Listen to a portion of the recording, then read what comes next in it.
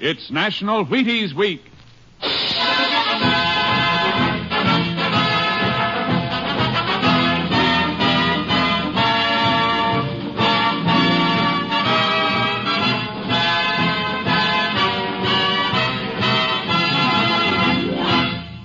Yes, it's National Wheaties Week, and Wheaties present Joel McRae in Tales of the Texas Rangers. On stage tonight, transcribed from Hollywood, another in the Wheaties big parade of exciting half-hour presentations.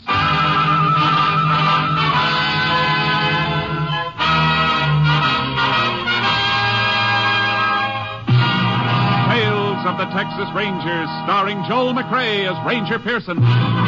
Texas, more than 260,000 square miles. And 50 men who make up the most famous and oldest law enforcement body in North America.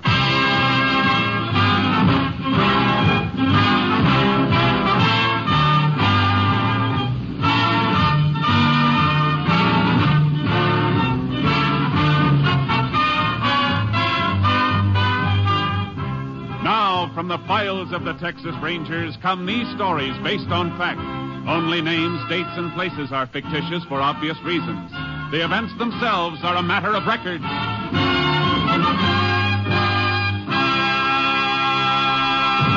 Tonight's case, the open range.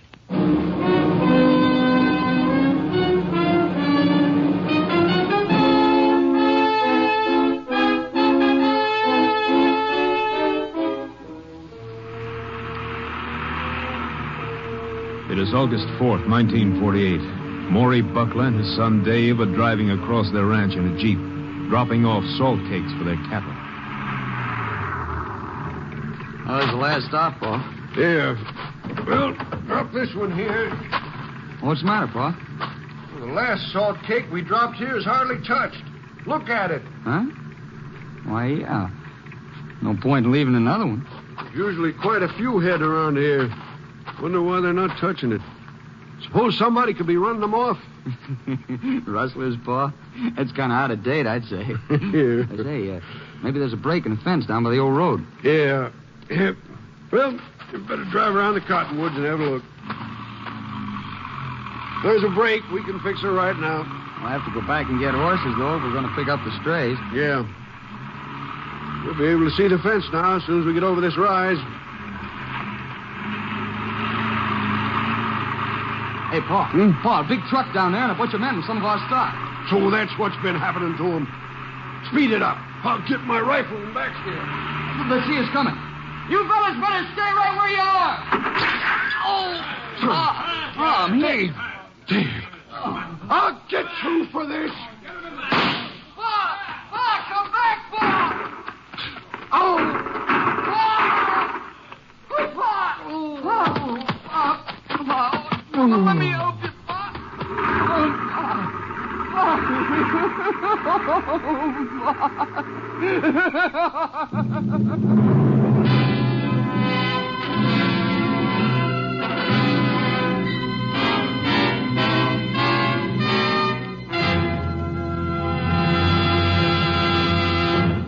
Tales of the Texas Rangers will continue in just a moment.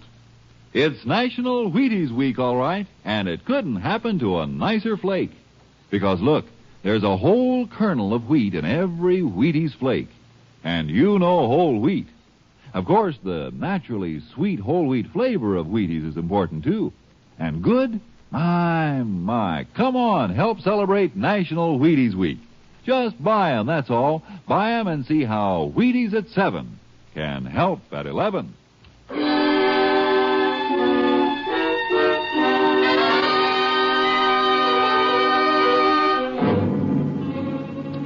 Dave Buckler managed to drag his father to the Jeep and drive to the nearest hospital, but the father was dead on arrival. Sheriff Clyde Johnson immediately called the Texas Rangers, and Ranger Jace Pearson was assigned to the case. What are you looking for, Ranger? I thought we'd find some truck tire markings here, Sheriff. The ground's plenty hard, except for the dust settled on top. That'd hold a track, but... Hey, look. Just a big, wide mark. Yeah, probably some brush hung from the tailgate of the truck. Wiped the tread right out behind him. Let's go through the fence. Yeah.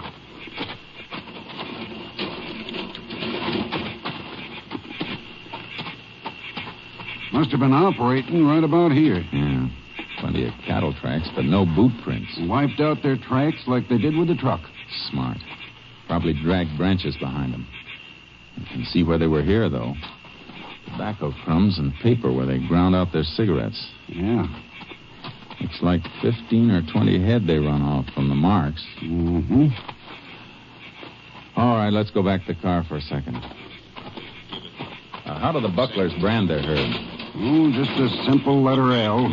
Buckler's wife's name was Lou. Do you know if their brand has been registered? I don't believe it ever was, Ranger. Why? I've got to make a radio call to KTXA in Austin. Unit 10 to KTXA. Unit 10 to KTXA. KTXA to Unit 10. Go ahead, Unit 10. Unit 10 requests headquarters to ask all commission houses to be on lookout for marketing of any cattle carrying letter L brand or any altered brand that might have been made to cover letter L. Will do, Unit 10. May be part of stock stolen from Buckler Ranch on 8-4. Notify Unit 10 if any lead turns up. Unit 10, 10-4. We'll keep Unit 10 informed. KTXA Austin. Good idea, that, Cole. Might get a lead. Yeah. When we get through here, I want to go into the hospital and see Dave Buckler.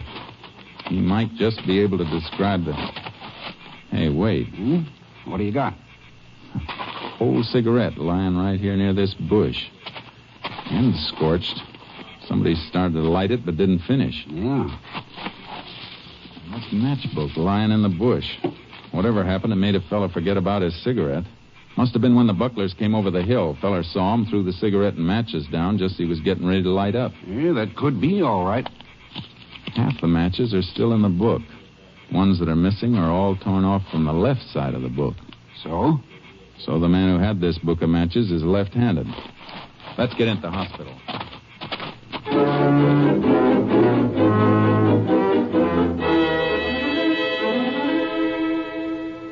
No, Ranger.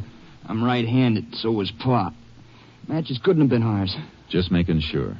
Can you describe any of the stock they made off with, Buckler? Well, yeah. And most of them were white-faced. But there was one of the calves that had a mottled face. Mottled, huh? Yeah. Good. That helps. My pa was such a good guy, Ranger. I wish I could climb out of here and help you find those dirty... Can you give me any kind of a description of the men? No. I never got a good look at them.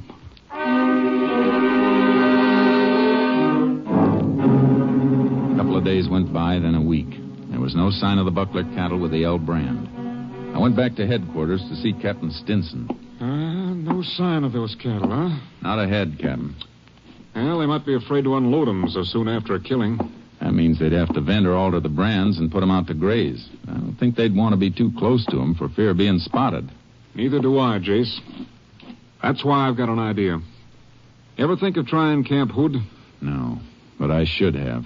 It's a perfect spot for them. 35 square miles of free grazing land. Yeah. Ever since the Army deactivated the camp, a lot of ranchers have been using it. Our last check showed 15,000 head there, all kinds of brands, fattening up until the owners cut them out for marketing. Sure. And Buckler's cattle with altered brands covering that L could be waiting there for the thief to come back and get them whenever he wants. Yeah, that's what I thought. That's a lot of territory and a lot of cattle for one man to cover. I'm going to have Bud Kurtz come in and go with you. Kurtz? Fine. The commission houses are still on the alert. We got them stopped on the selling end. Now it's up to you to find those cattle. They're the only key to the killer.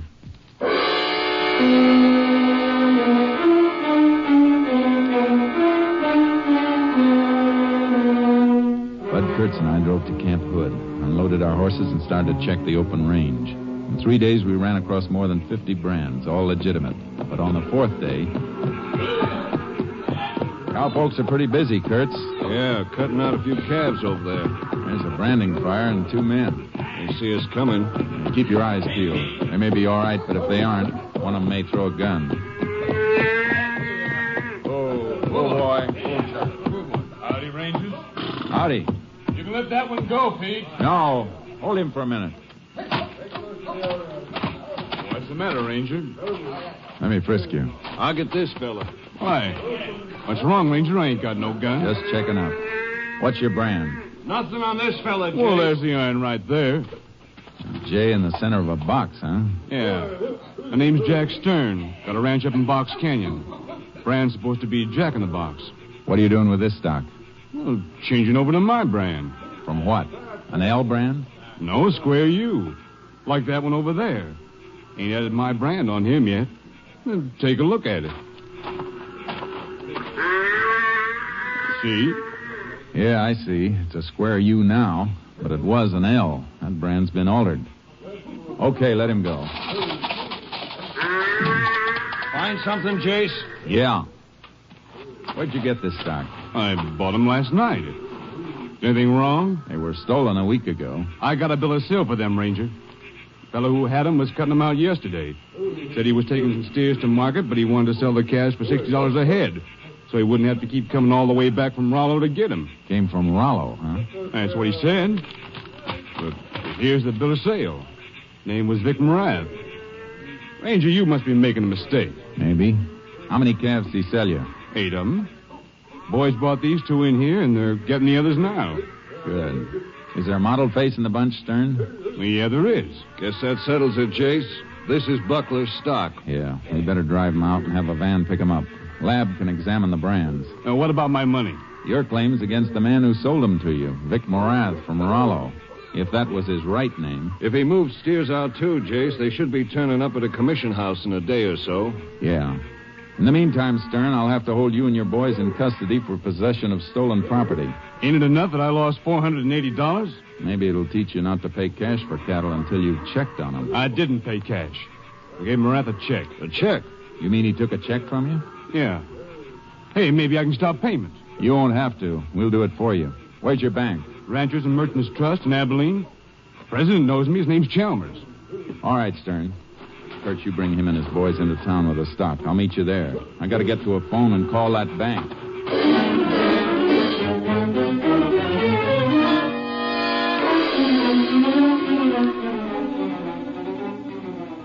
I rode charcoal hard into town, found a phone, and put a call through for Mr. Chalmers, president of the bank in Abilene.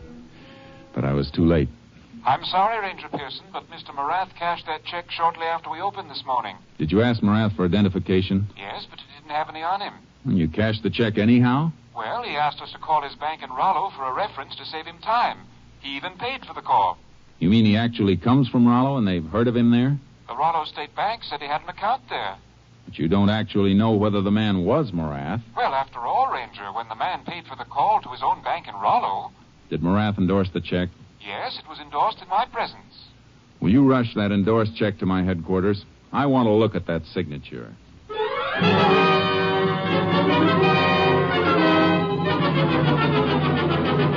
When the check came through, Kurtz and I left for Rollo, Texas. At Rollo, we went directly to Morath's bank. Vic Morath? Why, yeah, I know him. This his signature? I'd have to compare it with his signature card. Just a moment.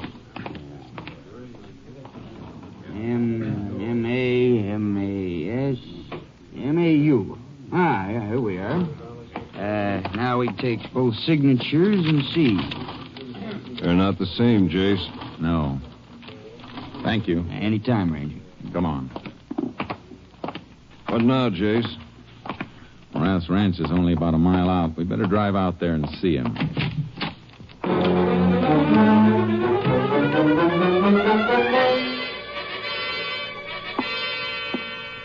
You sure you won't have a drink, Rangers? No, thanks. Oh, so somebody's been using my name, huh? Looks that way. You know who it might be? No, but it's a cinch it wouldn't be a friend. Forgery's a mighty low trick. I figure it may have happened 100 times before, Mr. Morath, but this is the first time we caught it. I'm mighty glad you did. I don't like my name being mixed up with thieving and killing. Of course, you'd never see the checks. They'd go right back to the man who made them out after they were cashed. Anybody ever forged your name to a check that went through your own bank? I know. If anybody had and I knew it, I'd have taken a bullwhip to him. No help here, Jace. No. Well, thanks for your cooperation, Mr. Morath. We can find our way out. So long, Mr. Morath. You sure you won't take one of these before you go? I'm having another. No, thanks. certainly led us into a blind pass. Huh? I said Marath was no help. What's the matter with you, Jace? I was just thinking of that book of matches I found on the range out at Buckler's. The ones that were dropped by somebody left-handed? Yeah. I watched Marath pouring that drink for himself. He's left-handed, Kurtz. Well, that's mighty thin and circumstantial, Jace. Sure, I know it is. Just a passing thought. I better call KTXA. Unit 10 to KTXA. Unit 10 back in service. KTXA to Unit 10. Have message for you. Go ahead, KTXA. Cattle with L brand offered for sale this afternoon at Tully Commission House, Fort Wood. Cattle inspector reports brand might have been L brand from Buckler Ranch. Did Commissioner get name and address of seller? Seller refused to have check mailed. Said he would pick it up tomorrow after stock was weighed and priced. Gave his name is Vic Marath, Rollo, Texas. Just left Marath at home in Rollo. Unit 10 and Unit 6 proceeding to Fort Worth. We'll be there when Commission House opens in morning. Unit 10, 10-4. Got a long drive ahead of us, Jace. Yeah, but this is the break we've waited for. It's not so important now, is it, that Marath happened to be left-handed? No. Not now, it isn't.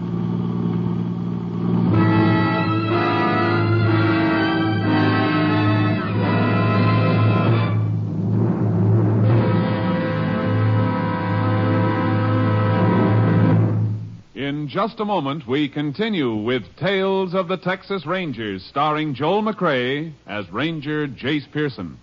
It's National Wheaties Week everywhere. Even backstage in our studio here tonight. Sure it is. We're all buying and eating Wheaties this week. And here's living proof. The man who dramatizes Tales of the Texas Rangers, Mr. Joel Murcott. Am I right, Joel? Are you getting your Wheaties? I sure am, Frank. And not only that, I've got Wheaties written into the breakfast script for Mrs. Murcott and our 4 kids, too. Seems like eating Wheaties is little enough to do for them when they do so much for us. Folks, I hope you feel that way, but even if you don't, try Wheaties once. Just to show us you like our shows. What do you say? After all, National Wheaties Week only comes once a year. Thank you, Joel Murcott.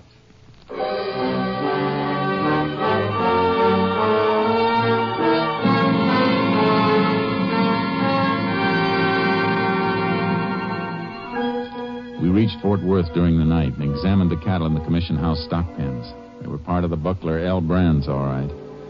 All next day, Bud Kurtz and I were staked out in the Commission House office. But the man impersonating Marath never showed to pick up his check. Well, have to wait again tomorrow, Jace. I don't think so. He won't be coming. What do you mean? Our man didn't show because somebody tipped him not to show. Think somebody in the Commission House slipped up? Maybe not, Kurtz. Maybe we slipped up. Maybe we did. What do you mean, Chase? I'll tell you as soon as we find a photograph of Vic Marath, the real one from Rollo.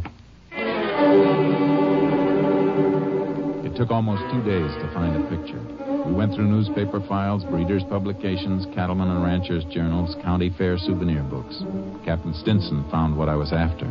Jace, look. Is Marath one of these? Yeah, that's it, Captain. That's Marath in the center. Group picture. Who are the others? Picture comes from a breeder's journal. Caption says it's the Marath Ranch Rodeo team. Had the highest group score at the Rollo Rodeo in 1946, 2 years ago. I want to see if Stern or Chalmers, the banker, can identify Marath as the man who sold those calves. But we know it wasn't Marath, Jace. The signatures didn't match. They don't have to. Marath is left-handed. He might have endorsed the check with his right hand just to cover up. Hey, Jace may have something there. It's worth trying. Stern has been released. I'll call him at his ranch and have him meet us at his bank in Abilene.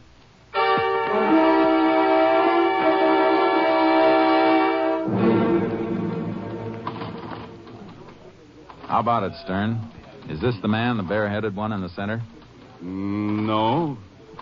No, Ranger. I never saw him before. How about you, Chalmers?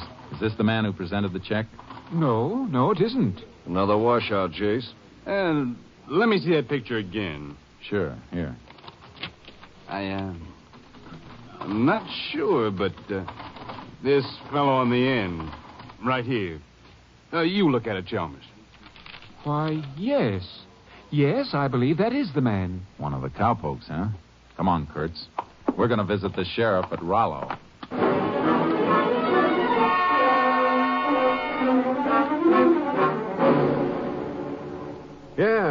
Yeah, I know that feller. Quit working for Morath about a year ago. Bought himself a little ranch not far from Morath, over near Comanche Gulch. Cowpoke has to be pretty thrifty to buy a ranch. What's his name? Buzz Black. Better get over to Comanche Gulch, Jace. Yeah. Thanks, Sheriff. Sure, glad to be of service. Well, we're going to be able to tell Morath who's been using his name. We don't have to tell him. I got a hunch he already knows. What makes you say that? Black didn't go back to pick up that check. Somebody warned him those cattle were getting hot. That means Morath. But if he's in on it, why would he let Black use his name? Because he's smart. False signature makes him look like an innocent victim.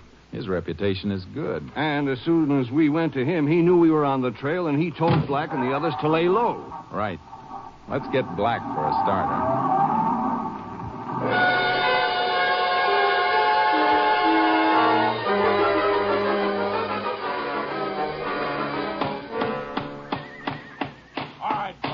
Your hand. Huh? Oh, you scared me, Ranger. Drop that hammer. Oh, sure. I don't know what this is all about, but It's about an old man who was shot to death while you were running off some of his cattle with an L brand. Me? Oh, you're crazy. I never... We got 3 people who can identify you. Man who bought the calves, banker who cashed a check, and the commissioner who bought the steers in Fort Worth. All right. So what? I found the cattle out at Camp Hood. You don't find cattle with a brand on them. They weren't Mavericks. You better talk, Black. I'll talk when I see a lawyer. You wait that long and the wrath will run out, and you'll be facing it alone. That old rancher was murdered. I didn't shoot him. I swear it, Ranger. No jury's going to believe you, unless you tell us who did it, and we find the gun he used. All right. It was Morath. He started the whole thing. Was his idea. Who rode with you? 1 poke's from here, 6 from Morath's place. What's that? Rider taking off in a brush, Jace. Stop, you! Too late. He made cover. Isn't the Morath Ranch over that way, Black? Yeah, that was my rider. Must have sneaked up and hurt us. I'm going to handcuff you to this wagon. Now, wait a minute. We'll be back for you later. Come on, Kurtz. They'll know we're coming on. They'll scatter, Jace. You better call headquarters for more units.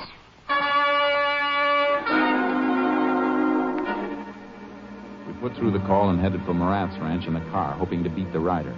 He must have stopped on the way and phoned Morath because the ranch was clear when we got there. They cleared out, Jace. Better get the horses out of the trailer and start tracking. Wait a minute, Kurtz. Look at this driveway. Funny marks. Yeah. Brush trailing behind a truck to wipe out the tracks. I've seen that before. And this is fresh. A branch caught in the edge of that mesquite when they turned into the road and snapped it. The brake is new. That means they're heading for the highway. Probably all riding together in the truck. There'll be an arsenal on wheels. Come on. Units we called for can set up roadblocks and converge on them. Unit 10 to KTXA. Unit 10 to KTXA. KTXA to Unit 10. Go ahead. Subjects wanted for killing of Maury Buckler making getaway in cattle truck from Morath Ranch at Rollo. Check license numbers of vehicles registered to Morath. Will do, Unit 10. Subjects headed for main highway will probably turn south toward closest border point. Unit 10 and Unit 6 headed that way. Have other units converge on area and set up roadblocks with highway patrol. Units 3 and 8 nearby. We'll notify them. We'll make direct contacts with units as we close in. Unit 10, 10-4. Kurtz, you can commandeer the sheriff's radio car in town. Give us a chance to spread out more. It's going to be like tackling a tank, Jace. Yeah. Break out a Tommy gun and put it on the seat.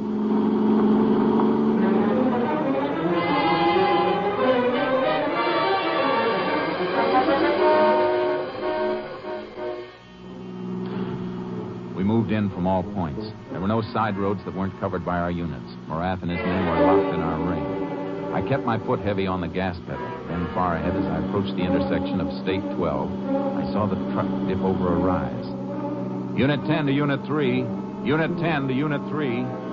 Unit 3, go ahead, Unit 10. Subject's truck less than mile ahead of Unit 10, nearing intersection point your area. Ready for them, Unit 10. Unit 6 to Unit 10. Go ahead, Unit 6. Unit 6 now on main highway south of intersection. Block highway at that point, Unit 6. Subjects are between Unit 6 and Unit 10 now, unless they turn off. Unit 3 has reached intersection point of State 12. We'll block off intersection. Good, Unit 3. Unit 8 has block still further south if subjects break through.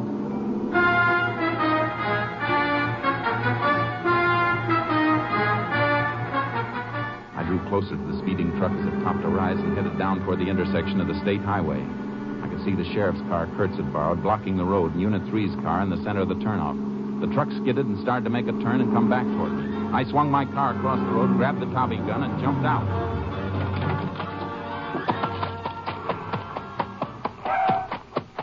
Stop that truck! All right, let him have it!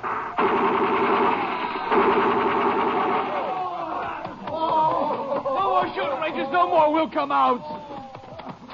All of you still alive, come out with your hands up. You all right, Chase? Yeah. How about you, Clint? I'm okay. All right, you men. Get over there and keep your hands up. I got him covered, Jace. One dead in the back there and a couple wounded. Hey, where's Barath? Around the other side of the cab, dead. He came out shooting and I nailed him. Ah, there he is. Better break that rifle out of his grip.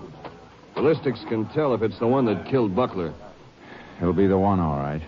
Or he wouldn't have tried so hard to keep us from getting him.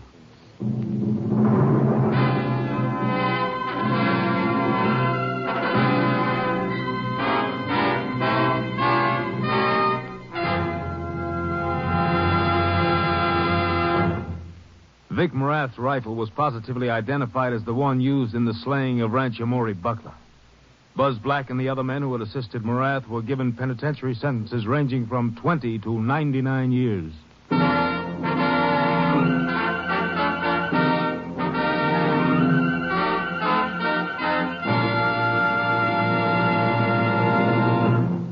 And now, here's the Wheaties man, Frank Martin. Another triumph for the Rangers, and another grand performance by our distinguished star, Mr. Joel McRae. And here he is with a few words for you personally about National Wheaties Week. I hope you're enjoying Tales of the Texas Rangers, and it would give me a whole lot of pleasure, partner, if I thought you'd go out and get a box of Wheaties tomorrow because of our program. Since it's National Wheaties Week, it's a pretty good time to get those Wheaties. Will you do that? Good night. Good night, Joel. You know, Wheaties and I were going to send you a free case of Wheaties. But then we thought, oh, that's silly. Joel McRae eats Wheaties, so chances are his kitchen shelf is loaded. And what National Wheaties Week is really for is to get other people to eat Wheaties. Frankly, folks, it's to get you to know and appreciate the fact that there's a whole kernel of wheat in every Wheaties flake. That's right, a whole kernel of wheat in every Wheaties flake. National Wheaties Week is for you to buy Wheaties and try them and see for yourself how Wheaties at 7 can help at 11. So, no free Wheaties to you, Joel. You can buy them just like all the rest of us. Right, folks? Now, don't forget, Breakfast of Champions. Come on, everybody, to the Wheaties party. Eat a lot of Wheaties like the champions do. Dance together, cheek to cheek. This is National Wheaties Week. Eat a lot of Wheaties like the champions do. Wheaties, a breakfast of champions. Next week, Joel McRae in another authentic reenactment of a case from the files of the Texas Rangers.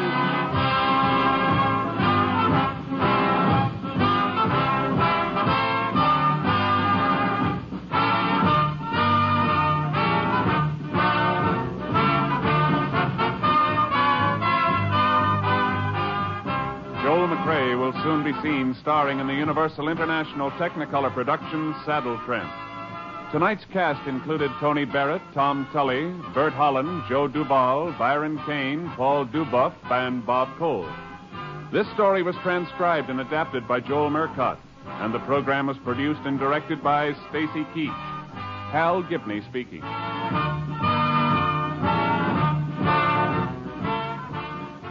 And this is the Wheaties man, Frank Martin, inviting you to listen on Wednesday night to Brian Donlevy in Dangerous Assignment on the Wheaties Big Parade. See you then. And remember, it's National Wheaties Week. Tomorrow, Sam Spade cuts a caper and Robert Merrill sings on NBC.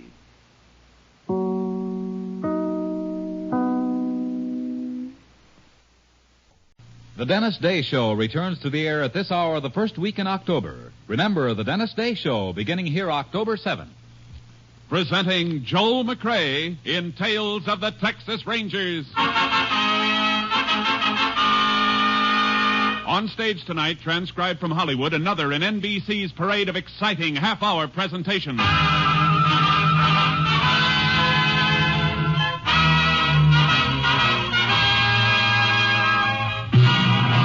Tales of the Texas Rangers, starring Joel McCrea as Ranger Pearson. Texas, more than 260,000 square miles. And 50 men who make up the most famous and oldest law enforcement body in North America.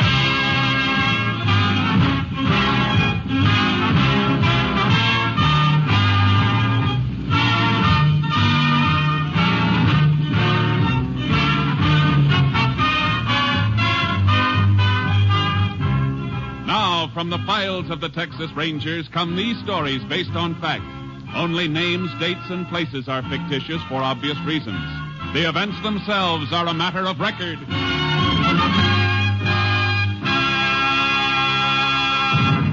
Tonight's case, play for keeps.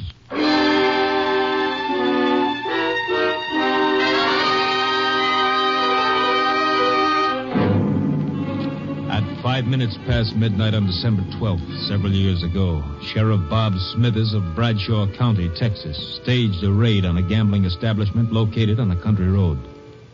But there were no patrons in the house, and the sheriff's face grew dark red as he and the local constable failed to find any evidence.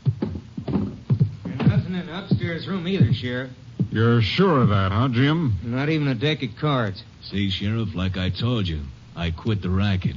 Yet this is the fourth time this year you rousted me out of bed. I know you're operating, Walton, and I'm going to get you for it.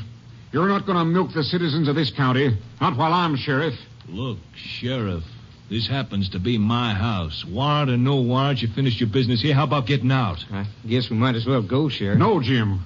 We're going to stay a minute. I want to talk to Walton. And you. About what? I was sure of this raid tonight, Jim. Dead sure. Just like I've been sure the last 3 times, because only you and me ever knew about them. I didn't tell nobody but you, Jim.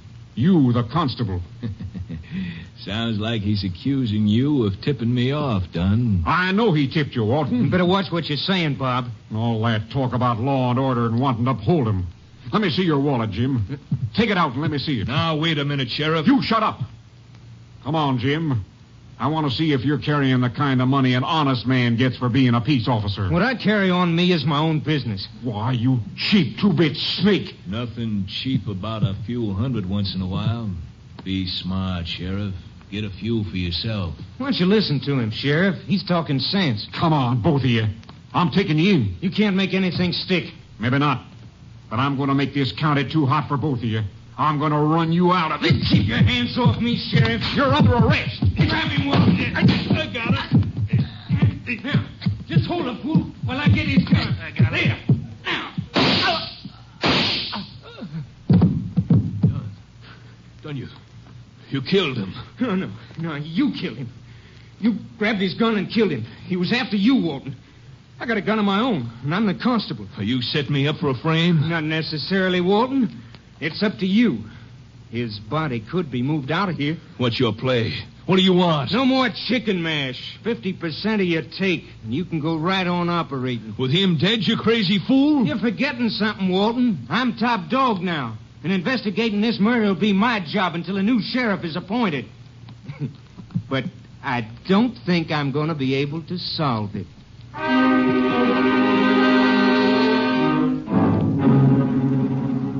The body of Sheriff Smithers was found the next morning, dumped in a ditch by the side of an old wagon road.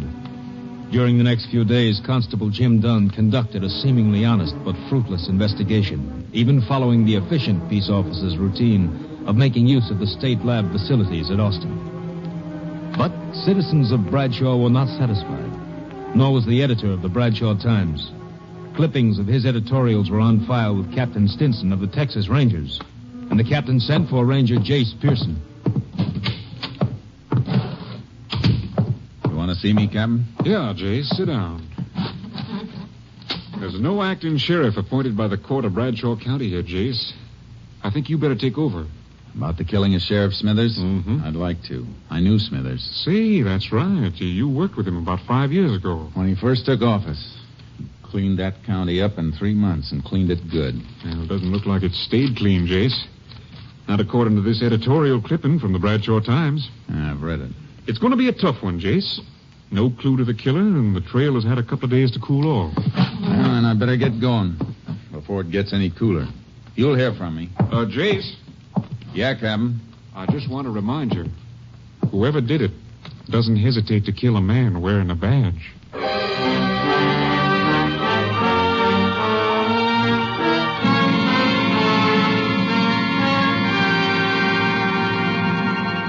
I reached Bradshaw in the early morning. The town was waking up, and the Bradshaw Times was turning out its bi-weekly edition. I went in to see the editor, Frank Carlin. So you read my editorials, huh? Well, I'm glad to know somebody's reading. You got readers, all right. People been clipping them out and mailing them into our headquarters. Yeah, I guess there's always a handful of people to hold out. Wonder what the world would do without them. Everybody was so burned the day of the killing. And then in 48 hours, they want to forget it. Yeah, it's always that way. How about the constable, Jim Dunn?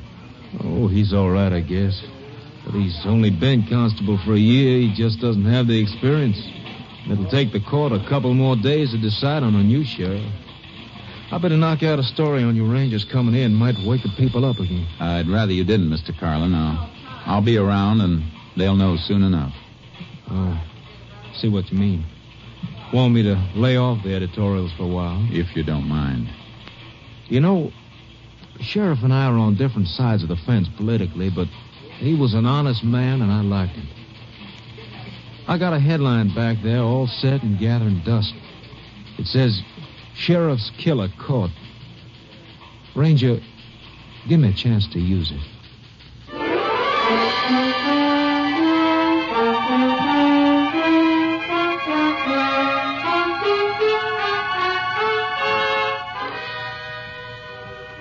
I found a place to park my horse trailer and put charcoal in a pasture. Then I headed for the constable's office and met Constable Jim Dunn.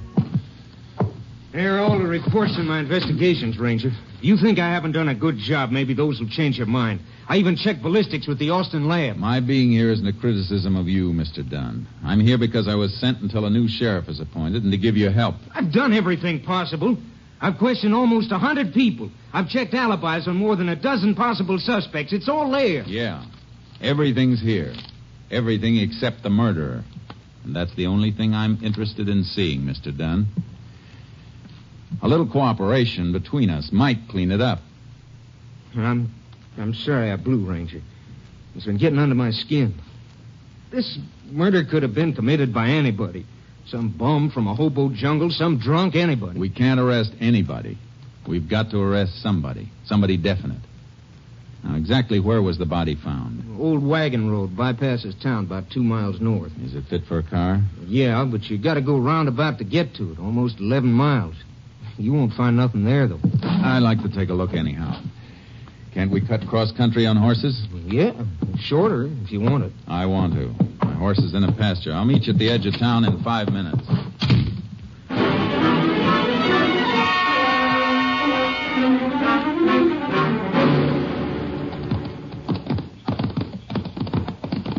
The body was found just a little further on. You can see the road now.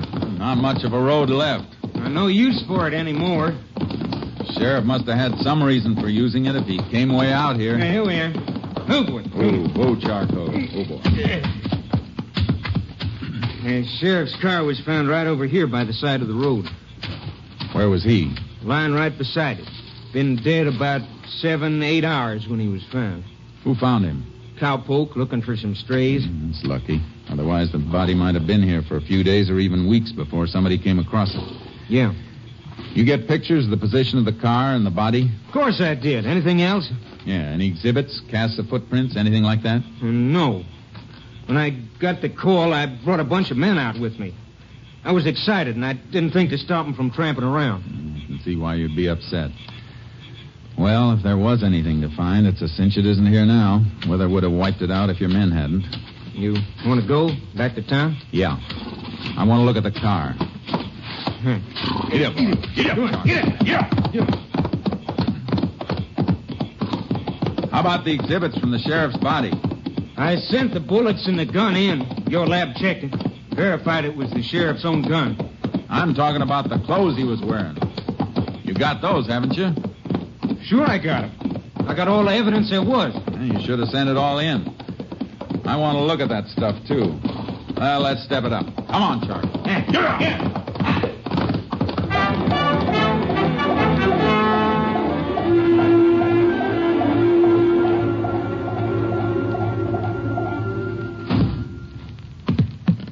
There's everything, all tagged. Everything the sheriff was wearing when he was killed. I see. Is this the shirt he was wearing? You see the blood and bullet holes, don't you? Yeah. How come your lab didn't find any prints on the gun when I sent it in? Didn't even have the sheriff's own prints. It was wiped clean. Well, this is kind of odd. What? Well, the sheriff was shot twice, and they dug one slug out of him. The other one passed clean through. Yeah, according to the coroner's report, one slug hit his collarbone. That stopped it. Yeah, that's what I mean. The course of the bullets. Both shots fired into the left side, just above the kidney. But the one that came through came out the right side of his shirt collar here, right through his neck. What about it? It's a funny course for a bullet to take, unless the man who fired the gun was lying down and fired up at the sheriff. Yeah, that's what I figured, too.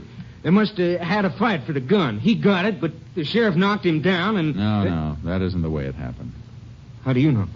Because the sheriff wouldn't half turn his back on a man who'd just taken his gun. Besides, these powder burns show the gun was being held right against the shirt when it was fired. What do you think happened then? The sheriff must have been in some position where he was bent over forward, which he wouldn't be unless somebody was holding him in that position. Here, stand in front of me for a minute. Now, you're back toward me. What are you going to do? Slip one hand under your arms and then up behind your head in a half Nelson and twist your other arm behind you in an arm lock. Then bend you over forward like this. The sheriff was held like I'm holding you now. And the bullets were pumped into him.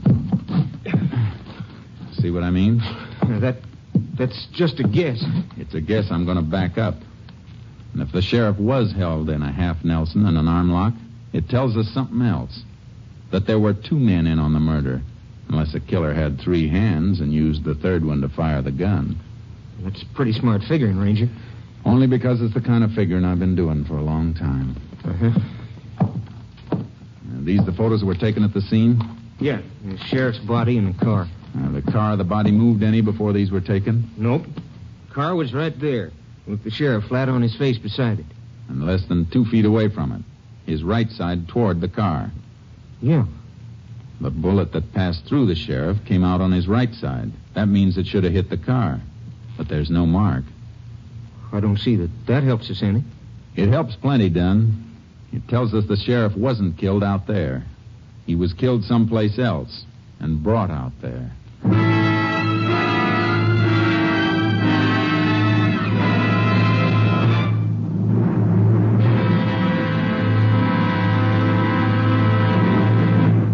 You are listening to Tales of the Texas Rangers, starring Joel McCrea as Ranger Jace Pearson. Now we continue with tonight's case, Play for Keeps, an authentic story from the files of the Texas Rangers.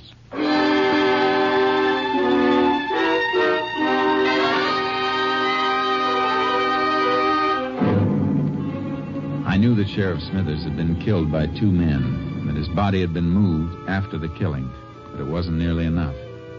It was evening before I figured out my next move, a move I didn't like to make.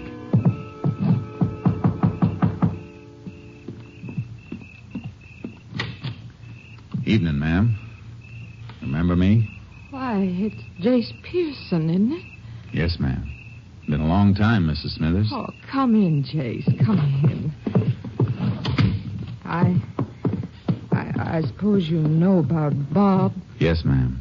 And that's why I'm down here. I came by to pay my respects. Funny thing.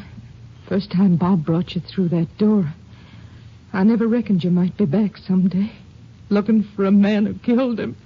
I wish it could have been for another reason, ma'am.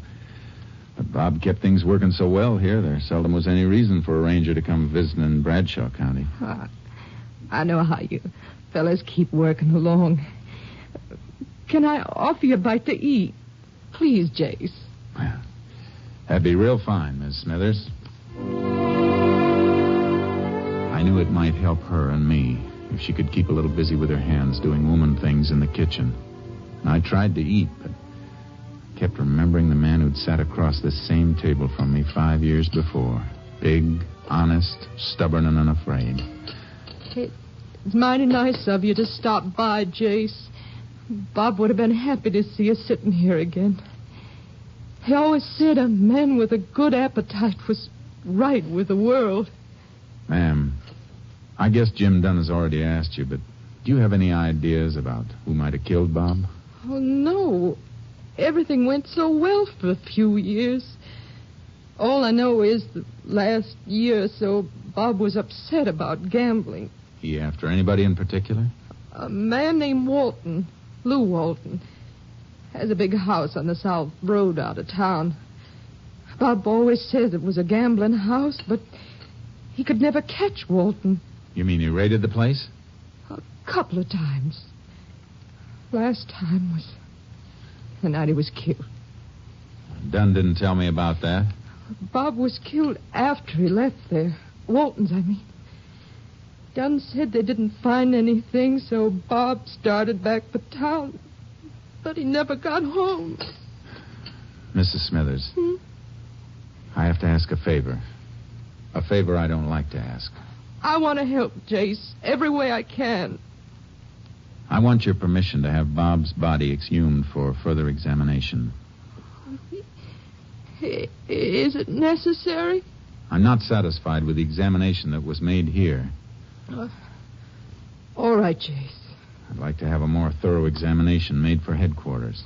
I'm sending them the clothes Bob was wearing for lab check, and I don't want anybody to know about it for now. All right. You're going to get him, aren't you, Jace? I'm going to try awful hard, ma'am.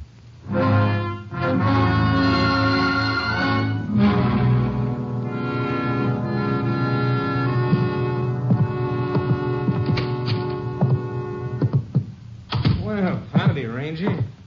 Been waiting for you. Thought maybe you might have turned in for the night. I'm going to in a few minutes. I just came back to pick up the clothing exhibits. Well, I locked them away again. I'll dig them out. I want to send them on to Camp Mabry for lab tests. Well, all right.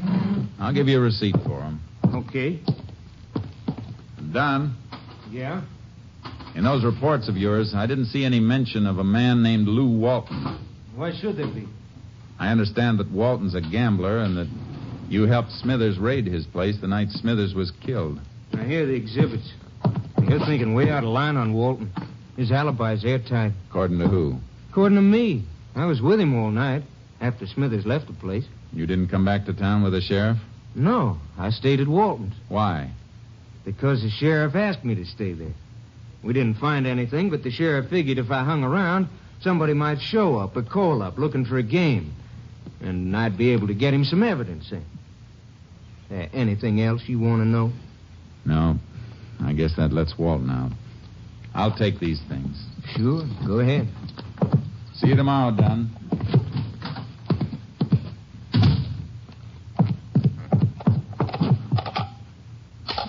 Number, please. Oak Hill, 243. Moment, please.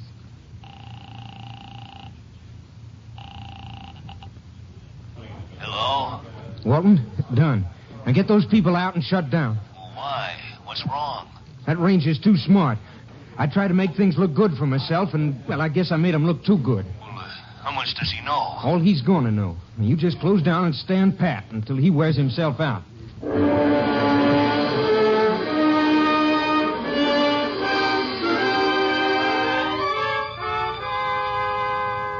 The sheriff's body was dug up and the examiner's report sent on to Austin. Headquarters also had the exhibits I'd gotten from Dunn.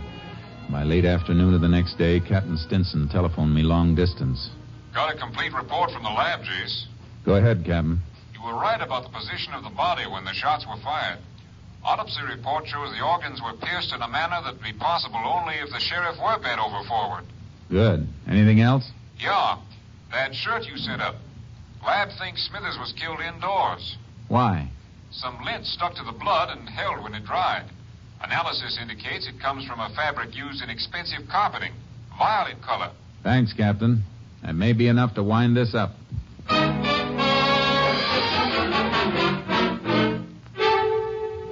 Then you're convinced that Walton was running a gambling joint, Mr. Carlin. Was and is. I'd swear to it. But nobody's been able to prove it. You know how suckers are. They lose their shirts and keep their mouths shut. Think they're in on a smart thing, and they help the racketeers to cover up. Then Walton must have been tipped off that he was being raided. Part of the racket. They pay off and get tipped off. You ever been in Walton's house? No. You know anybody who has been there? Well, it's no secret the newspaper man Gamble moans good for him. My linotype man plays horses, I know. Pete. I'll be there in a minute. Howdy, Ranger. Howdy. Pete, you ever been in Lou Walton's place? Oh, come on, now don't stall. Tell her, Ranger. It's important. Well, yeah, I've been there once or twice. I only want to know one thing. You notice any carpeting in the house? Carpeting? Oh, sure. The house is like a palace. Wall-to-wall carpet all over the place. What color? Well, it's a kind of a purple, I'd say. How about saying violet? Yeah, I guess that's what it's called. You got something, Ranger? Yeah. I'm going to wake up the nearest judge and get a search warrant for Walton. You better brush the dust off that headline you told me about. I think you're going to get a chance to use it.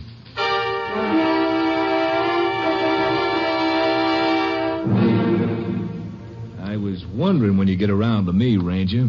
Seems like everybody who wears a badge just loves to poke his nose into my life. I wouldn't worry about your nose, Walton. If you want to be smart, watch out for your mouth. I didn't mean anything, Ranger. Just that a man ought to have a little privacy. And you love the death cells at Huntsville. They're real private. Well, I always cooperated.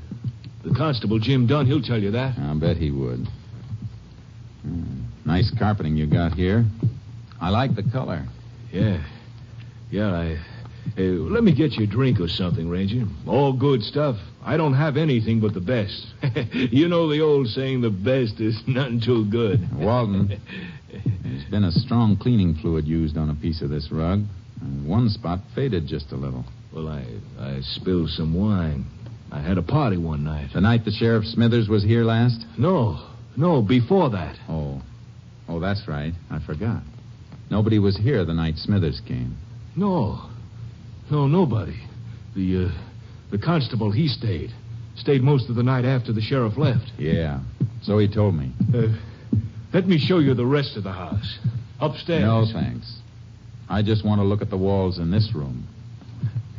Sure pretty. You know, at Huntsville, they don't have pretty walls like these. Just cold concrete and steel bars. What do you keep talking about Huntsville? I'll tell you as soon as I stand up on this chair and rip off this new piece of wallpaper. Don't. You have no right to.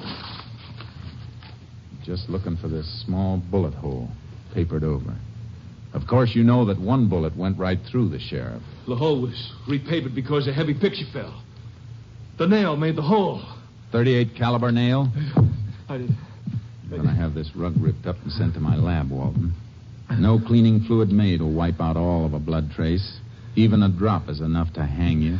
I didn't do it, I tell you. Dunn shot him. Huh? It was Dunn. Dunn shot him. Hold your wrists out. You'll never get those on me.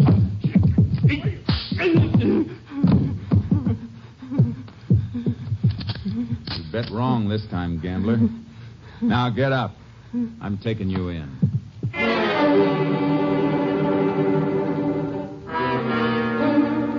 I took him through town to the county jail. Then I walked over to the constable's office, but Dunn wasn't there.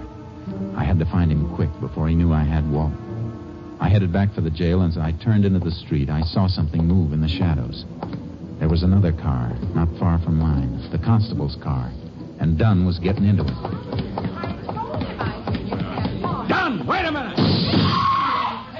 Oh, get out of the way, people! Get back, please!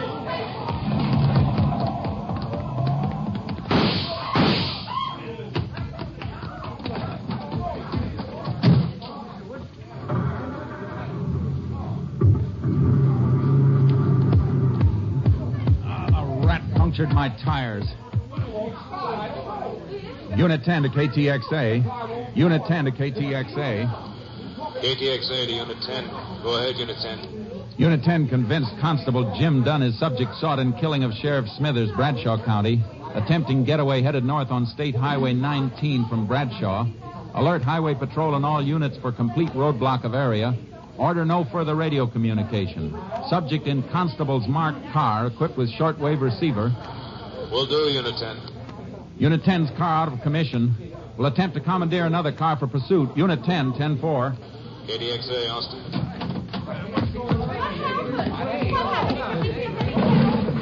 Step out of the way, please. Step back, please. Step back. Come on, Charcoal. Let's hope Dunn heard that call. Come on, get up. Get up! Get up, Charcoal! Come on! Get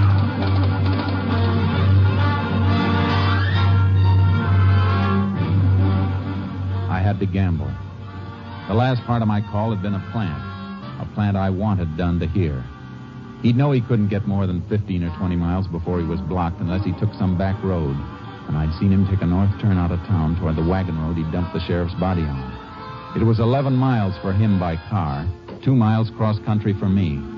I raked charcoal all the way, reached the road, and rope dragged a couple of dead logs across it. We finished just in time. I heard the whine of a car coming over the rise in the rough road as the first glimmer of the headlights stabbed the darkness. I tied charcoal back in the trees and dropped in the brush to wait. It's the end of the road, Don. Don't try backing up. Now you haven't got any tires. I'm giving you a chance to surrender, Don. You get your chances, Ranger! You missed, Don. Now I'm coming around the car to get you. You want to shoot it out? Let's go. No. Wait a minute. No, Ranger. You don't shoot. Don't shoot. I'll drop my gun. See? I ain't armed. Come here. I ain't armed. Neither was Smithers when you lifted his gun and killed him with it.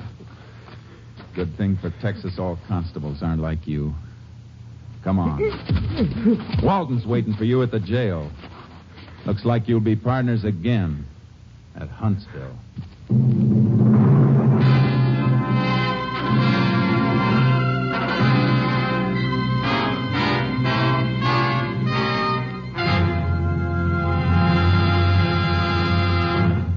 The following week, the headlines of the Bradshaw Times read, Sheriff Killers Caught. Though Jim Dunn protested his innocence, Lou Walton's confession and evidence submitted by the Rangers convinced the court of Dunn's guilt. Both were sentenced to life imprisonment at Huntsville.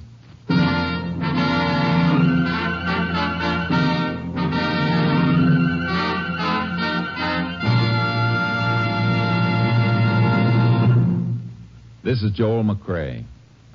In the 125 years since their organization was founded, the Texas Rangers have written many new pages into the history of law enforcement. With only a handful of men in a vast territory, they have never failed to live up to their slogan, first to advance, never retreat. That is the creed a Ranger follows.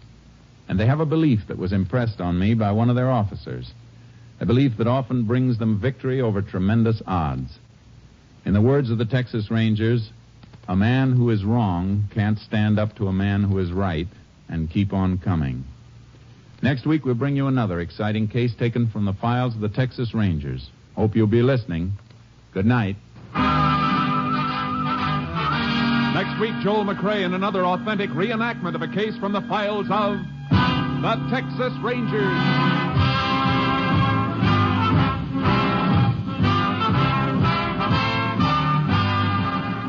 Joel McCrae is currently seen starring in the MGM production Stars in My Crown.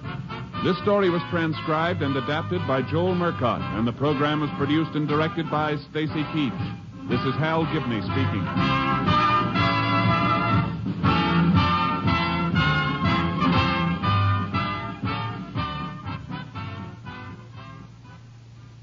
Three chimes mean good times on NBC. In just 5 weeks, Dennis Day and Judy Canova bring back their 2 delightful programs in an hour of fun for all on Saturday nights. This weekend, 400 Americans have a holiday date with death. Stay off the list. Be careful. This is NBC, the National Broadcasting Company. Presenting Joel McCrea as Jace Pearson in Tales of the Texas Rangers.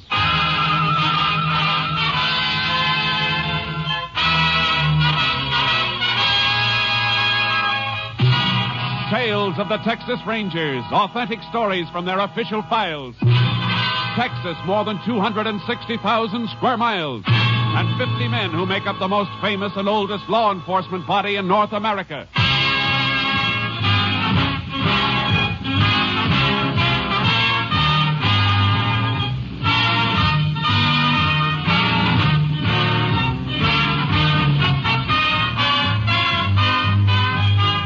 Now, from the files of the Texas Rangers come these stories based on fact. Only names, dates, and places are fictitious for obvious reasons. The events themselves are a matter of record.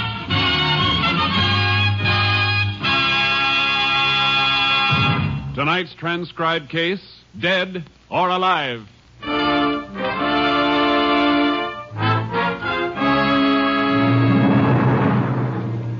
At exactly 9:13 a.m. on Wednesday, April 16th, 1947, the French freighter Grand Camp, carrying a highly explosive cargo of ammonium nitrate fertilizer, blew up in the harbor at Texas City, Texas.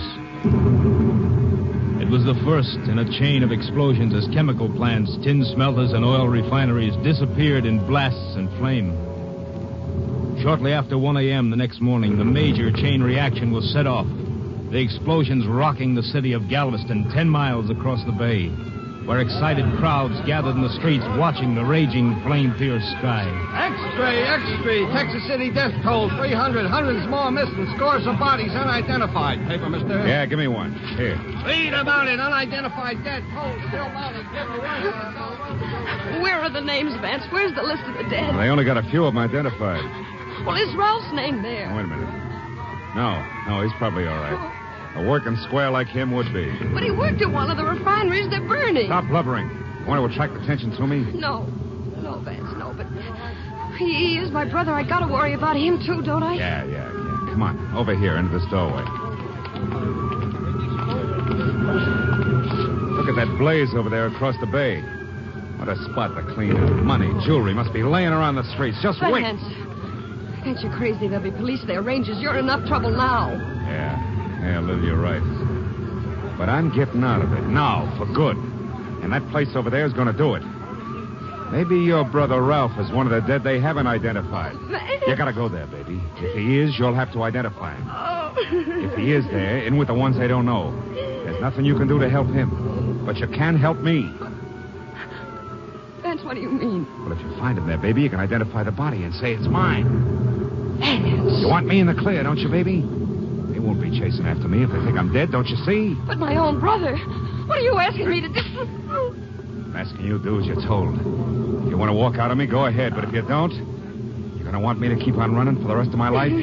Or let them get me and send me to Huntsville for 10 to 20?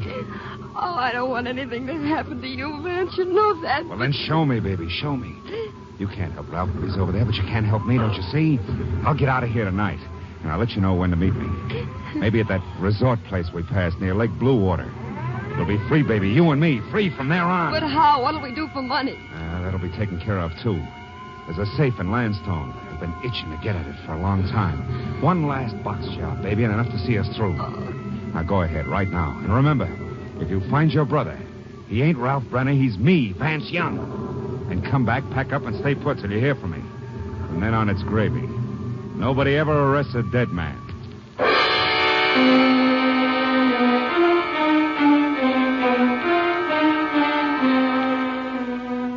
By Friday morning, April 18th, more than 200 bodies, many still unidentified, were laid out in the Texas City High School gymnasium. Texas Rangers, including Ranger Jace Pearson, were on hand to help distraught relatives make identification. I can't believe it. You're sure your husband isn't in any of the other places where bodies are being held? No, Ranger. He may be all right. Lots of men have been so busy helping others, he may be one of those. Oh, if only he isn't here. Let's hope he isn't. The embalmers are still working on more bodies over at McGar's garage. It's the only place handy. Keep your hopes up, but don't hope too much for a while. Well, I'll be all right. Might as well start looking through this next row now. They're pretty bad cases. Recognize anything on this one? No.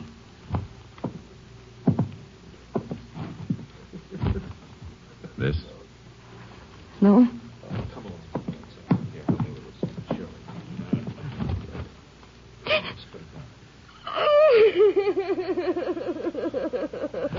I'm sorry.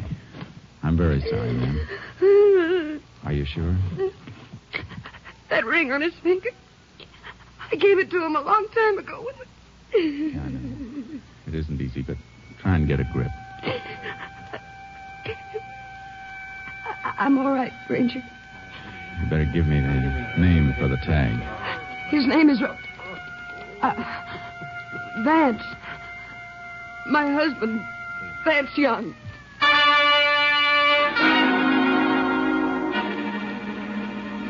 Vance Young. The name burned in my mind like a branding iron. There was no time to ask her, and yet I had to ask. It was part of my job. I waited until we got out into the street. There's some information I have to get from you, Mrs. Young, about your husband. All right. Did he have a criminal record? Yes. Did you know we were looking for him? For a string of safecrackers? How does that matter now? He's dead, isn't he? Yes, I'm sorry, Mrs. Young. You'll find some men at the desks in that building across the way. They'll help you with funeral arrangements. All right. Thank you very much. Vance Young. Jace! Hey, Jace! Huh? Oh, hello, Kurtz. Captain Simpson wants us. Where is he? The mobile unit? Let's go. I'll be glad when this assignment is over. I hope we never see another one like it. Yeah, I've helped with 5 identifications today. You stand there with somebody and see their life fall apart because of a freak accident. Woman who just left you, she find somebody? Yeah, her husband. Kurtz, it was Vance Young. Vance Young? The knob knocker? Yeah. Looks like the explosion ended his case for our files. Don't you think we better check the body for prints and marks? He got it too badly. She identified him by a ring. Unidentified bodies give a knob knocker like Young a big chance to disappear. I thought of that, too. Except for one thing. That woman's grief was real. She wasn't faking it. A week passed. A week of horror and nightmares till the fires in Texas City were controlled and stopped, and men with tight lips and grim courage started to rebuild the ruins. Most of us Rangers went back to regular duty in our regular areas. Then one day, while Bud Kurtz and I had just finished a routine job and were driving back to headquarters, a call came through via shortwave. KTXA to Unit 10. KTXA to Unit 10. Unit 10 to KTXA. Go ahead, KTXA. Unit 10, proceed immediately to Landstone, Texas, Arthur County. Safe of mercantile store burglarized there at 4 a.m. today. Crime reported by owner when store opened at 9:30 a.m. this date. Any lead on responsible subject? Subject unidentified, but known to be one man working alone, according to information given by watchman. Watchman was overpowered, being treated Landstone Emergency Hospital. Units 10 and 6 proceeding to Landstone. We'll keep KTXA informed. Unit 10, 10-4. Assignment authority, Captain Stinson. KTXA Austin. Landstone, about 40 miles, Jace. Yeah. Knob-knocking job, huh? Yeah. At least, though, there's one safe specialist we can eliminate right from scratch on this one. Who? Vance Young. Oh, yeah, I almost forgot about him. Dead men don't rob safes, do they?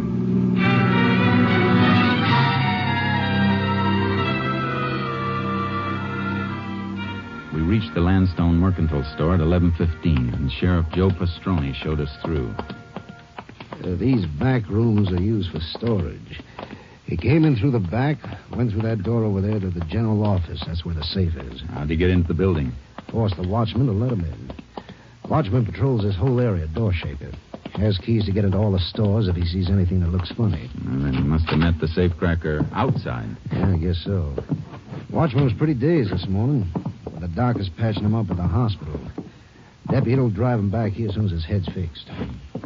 Now, as you can see, been over everything for fingerprints. You find any? Sure, hundreds. They probably all belong to employees of the store.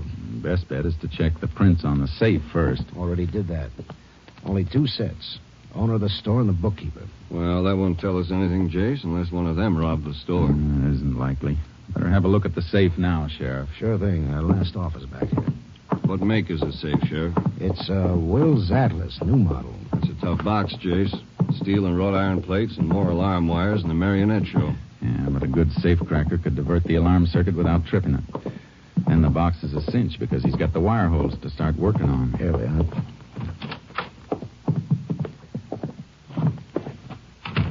You figured it, Jace.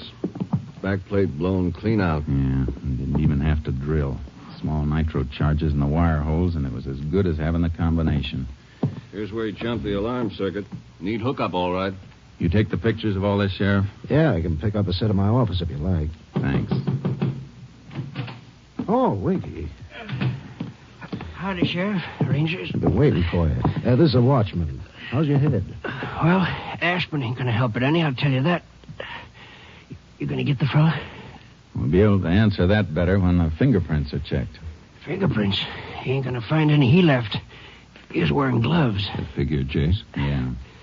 Tell me, Winky, would you recognize the man if you saw him again? Could you pick out his picture? Yeah. If I had his picture took with a sack over his head, I could. That ain't likely. You mean his face was covered?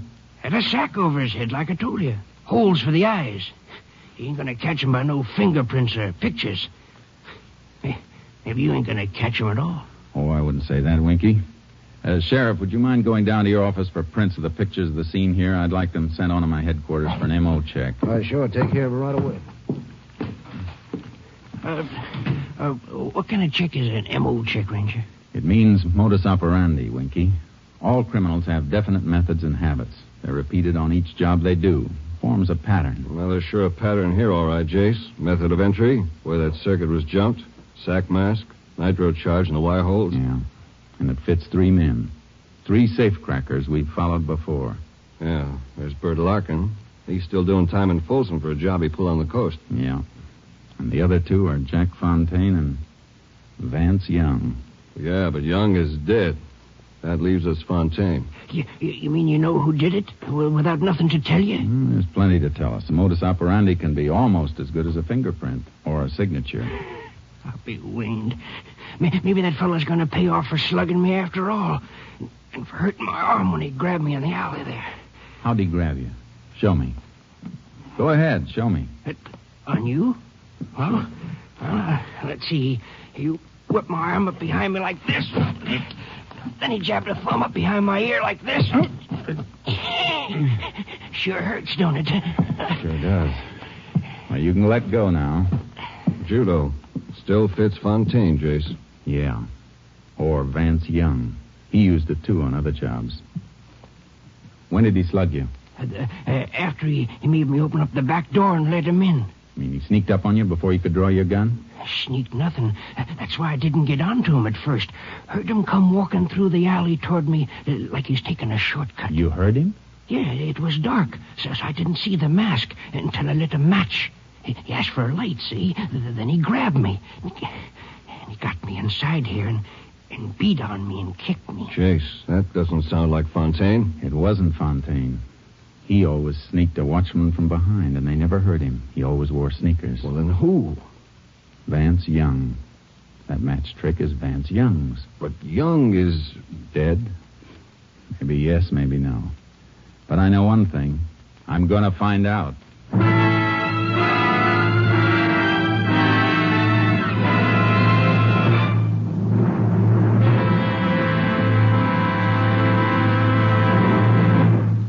You are listening to Tales of the Texas Rangers, starring Joel McCrea as Ranger Jace Pearson. And now, we continue with tonight's case, Dead or Alive, an authentic story from the files of the Texas Rangers.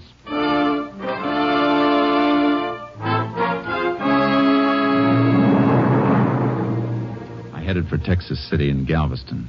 Kurtz and I had no way to move until we knew for certain whether Vance Young was dead or alive. As we drove, I put through a request for headquarters to dig up some information. We were still on the road when KTXA came up with the answers.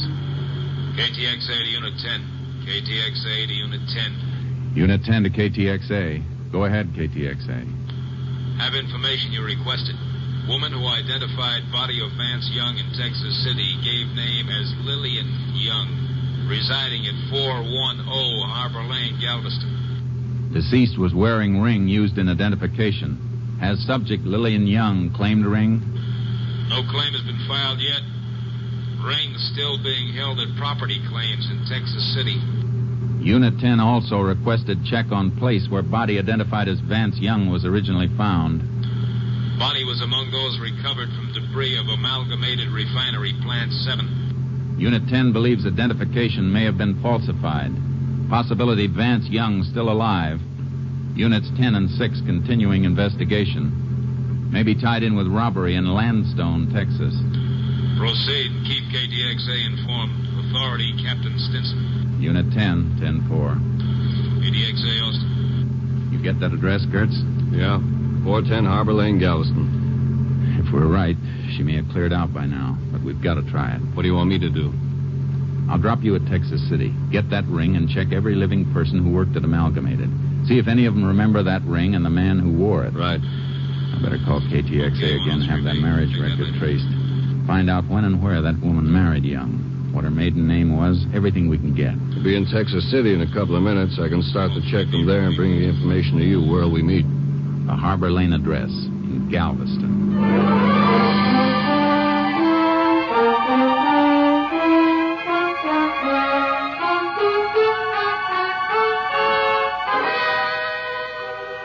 I found the rooming house Lillian and Vance Young had lived in, but I was too late. Lillian Young had checked out the day before. The landlord showed me the room. They lived here 5-6 months, all told. You get to know the husband very well? I tell you the truth, Ranger, I hardly ever saw him. Only time he ever left the place was at night. His wife said his eyes got hurt in the war or something. The sunlight bothered him. When did you see him last? When they moved out? No, he wasn't with her then. Last I saw him was, he went out about a week ago. Night of the big blast over at Texas City. Cracked the wall plaster here. Are you sure you didn't see him after that? Oh, I'm positive. I don't think he ever did come back. Didn't even hear no talking from the room. Just her. Crying an awful lot. I see. She decided to leave kind of sudden? Oh, like a jackrabbit hearing a hound dog. Left for work yesterday morning, came steaming back about an hour later. Give me the keys, pack up, and left. Came back from work. You know where she worked? Yeah, I do. She was a waitress. The Bayshore Diner. Bayshore Diner. Thanks.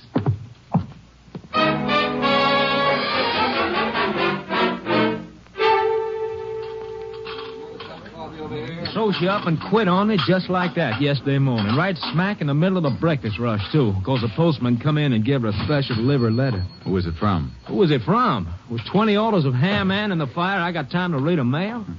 All I know is she leaves me the serving, the dishes, and the cleaning and everything. Stop beefing, Chuck. That little old gal had trouble. Yeah, you should talk. All you got to do is drive one cab. You don't have the serving and the dishes and the cleaning and everything. You find yourself a little old chaplain to hear your troubles and give me some coffee. Come on. Okay.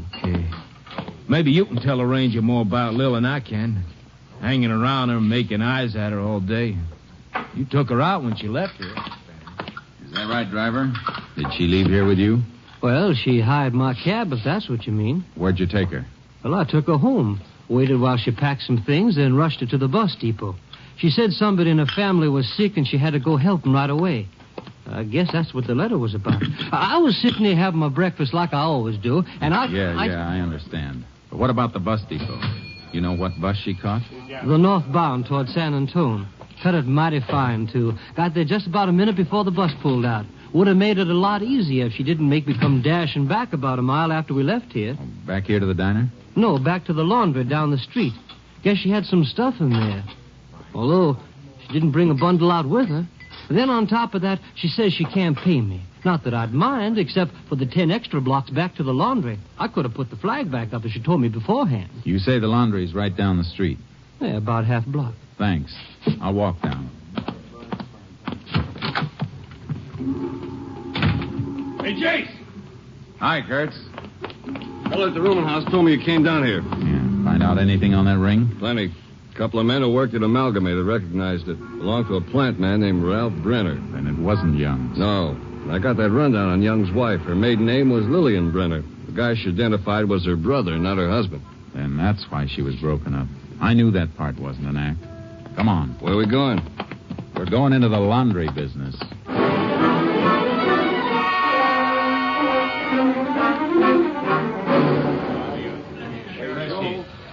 Yeah, she was real upset because the things wasn't ready, but you know how it was, Ranger. We was almost 10 days behind because of Texas City. They was even using our delivery trucks for emergency over there. Some of our men left the job to help out. Yeah, sure, but what did she leave here? Waitress uniforms? Oh, lands, no. Diner up there has a regular uniform service. All she ever left here was men's shirts. Probably Vance's shirts, Jace. Yeah. Real good shirts, too, Ranger. The kind you don't have to starch at all. And real fancy colors, too.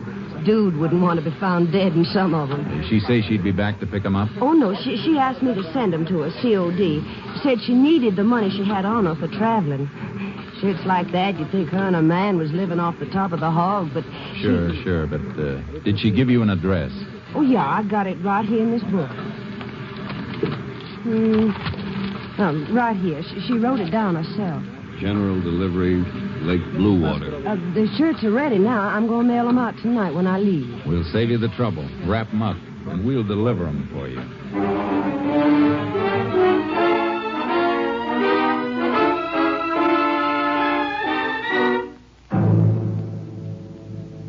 Kurtz and I headed for Lake Bluewater, towing our horses in a trailer, ready to follow Vance Young no matter which way he moved. It was dark as we drove into the town. The clock on the courthouse was just striking 9. Not many people on the streets, Jace. Looks like everything's closed up for the night except for the movie and the drugstore. Better find a place and turn in. Yeah, I think we ought to drive out of town and camp someplace off the lakeshore. Walk the horses out for a while. I thought we were going to plant that laundry bundle at the post office in the morning, watch for a pickup. We are. Well, why not pasture the horses at the edge of town, find accommodations right here? If we stay in town overnight, it may start some talk. Talk drifts. We don't want to tip our hands. I guess you're right. Well, let's get out to the lake and find a campsite. Funny thing about Young's wife remembering his shirts. Guess it's force of habit for a woman. Strong thing, Habit. His safe-cracking habits told us he was still alive. And now maybe her habits are going to make him wish he was dead again.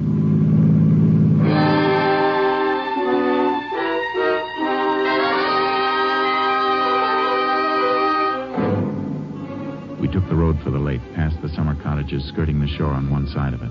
Then as we rounded a curve and passed a house and a group of resort cabins, I spotted something. Hey, Jace, what's the matter? I saw something. Wait till I back up. Headlights picked it up as we came around this curve. There. Look at those. All I see is the back of a few cabins, some wash on a line. Look at those 2 shirts on the end of the line. Look like a couple of rainbows, even in this light. Hey. That's the kind of color scheme Vance Young goes in for. Shirts we have in the laundry bundle are just like those. Lights on in a few of the cabins. Yeah, I'm going to leave the car here while we have a look at those shirts. Horse trailer will make too much of a racket if we drive in. Yeah, no chance of being taken for tourists with that on the back. Better cut the motor and douse the headlights. Yeah. What was the laundry mark on those shirts we've got? 410 mark. That was the number of their house in Galveston. Come on. Let's see if we can find it on that line. And close the car doors easy. Right.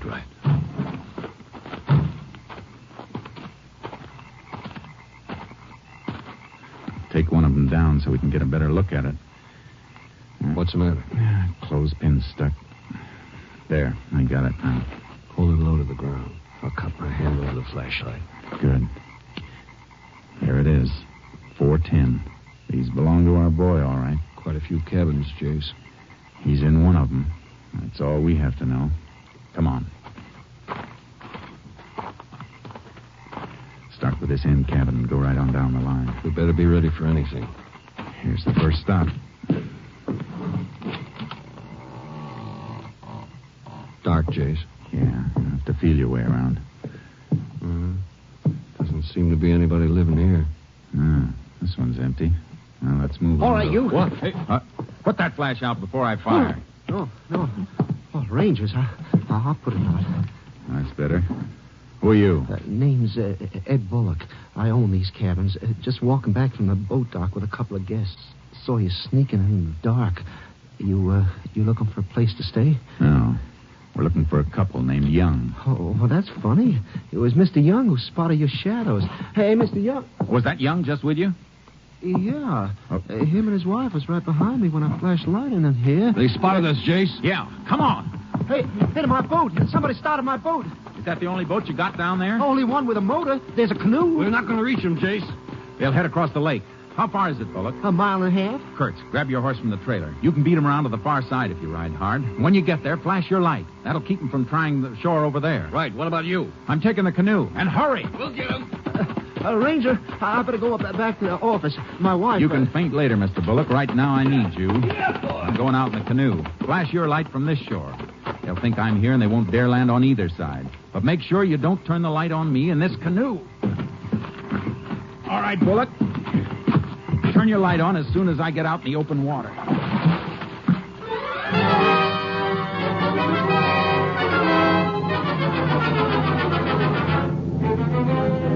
I paddled the canoe toward the center of the lake. Kurtz beat the Youngs around to the opposite shore, and I could still hear their motor when I saw the beam of Kurtz's light. The Youngs saw it, too. The beam wasn't strong enough to reach them, but I heard the boat in a turn, and the motor came back toward me for a moment. Then it went dead on the dark water. What'd you stop the motor for, Vance? Shut up. They're waiting for us on each shore. But their lights don't reach us. Vance, we gotta get out of Will here. you shut up and let me think? There's a little wind. The boat will drift to the far end of the lake. But that's so slow. Well, what do you want me to do? I can't swim like you can. Why can't you use the oars? Because the oarlock squeaks, stupid. They'd hear him. Yeah, there's only two of them. They can't cover the whole shore. Gee, Vance, it's so dark. And Hey, I hear something. What? Something in the water. You're crazy. Can't you see their lights on the shore? Well, Vance, I do hear something. I see it. It's a canoe. What? Don't move, Young. I'm coming into your boat. What, you? I'll drain you with the sword. Look out! Help! Help! Let go of me. Let go! Go. Hey, have you got him? He can't swim. Where he's going, it won't matter. Grab onto the canoe and kick for shore. I got a nice dry shirt waiting for him.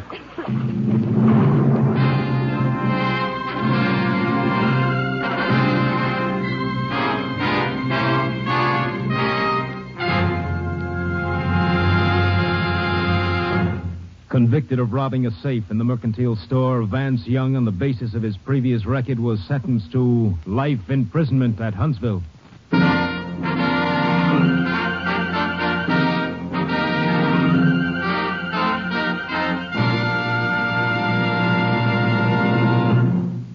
This is Joel McCrae. Many of our listeners, particularly in Texas, recall these cases we've been dramatizing, and some listeners have sent in questions about the Rangers. Yes, it's true. There are only 50 Texas Rangers. And to show you how busy these Rangers are, from 1946 to 1948, the Rangers handled nearly 17,000 cases. With Texas as big as it is, that means they cover about 4 times greater area per man than any other police officer in the world. Next week, we'll have another authentic story I believe you'll enjoy very much. Like the others, it's based on their official files, adding further glory to the Rangers. Hope you'll be listening. Good night. Next week, Joel McCrae in another authentic reenactment of a case from the files of the Texas Rangers. Joel McCrae is currently seen starring in the MGM production Stars in My Crown. This story was transcribed and adapted by Joel Murcott, and the program was produced and directed by Stacy Keach. This is Hal Gibney speaking. 3 chimes mean good times on NBC. Your Saturday hour of fun begins in 4 weeks. You'll hear Judy Canova and this young man. Hello, everybody. This is Dennis Day. On October 7th, I'll be starting a new season on the air. There'll be fun for all, lots of music and laughs. So join us for our opening show, October 7th, over your favorite NBC station. Yes, beginning October 7th, hear Dennis Day, then Judy Canova in an hour of fun on NBC. 3 chimes mean good times on NBC.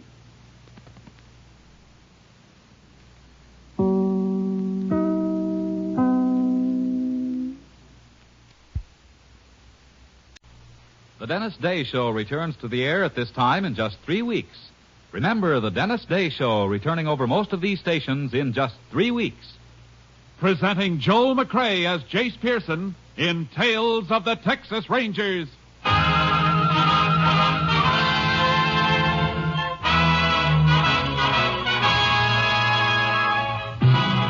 Tales of the Texas Rangers, authentic stories from their official files. Texas, more than 260,000 square miles. And 50 men who make up the most famous and oldest law enforcement body in North America.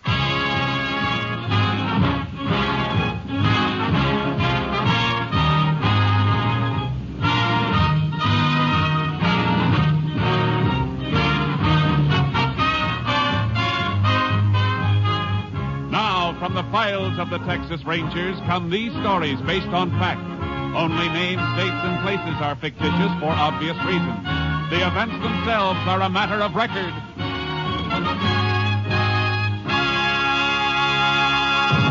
Tonight's transcribed case, Candyman.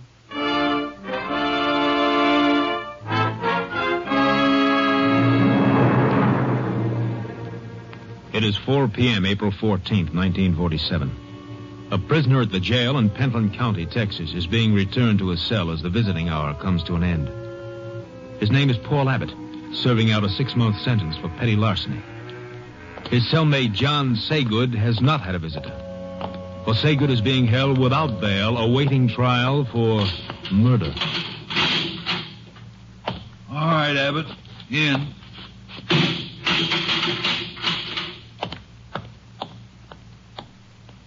Your wife bring what I told you to get for me? Yeah, I got it, Johnny. Candy and the razor blades. You know we're not supposed to have razor blades. Yeah. If they find them on me, they might put me in jail. What are you so nervous about with your lousy 6-month flat bit? I'm facing the chair, and my nerves are still better than yours. Look, Saygood, I only got a month and a half to go. I don't want to get in no trouble. Lay off, will Are you telling me what I should do, you cheap heister? Oh, Johnny, let go of my arm. You're hurting me. No kidding. Really? Gee, kid, I'm sorry. Maybe I play too rough, and you're my pal. Model prisoner like you with only a few weeks to go never gets searched after a visit. And you're so good to me. Have a piece of candy, pal. I don't want any. Okay. You know, while you've been out visiting, I've been thinking. I'm going to let you and your wife do me another favor. A big favor. Look, I got to be careful what I ask her. I can't upset her now. You know that. Oh, that's right. The baby's due soon, ain't it, Papa? Wouldn't want the kid to start out without an old man, would you? What do you mean, Johnny? I wanted to see if your wife could get these razor blades in.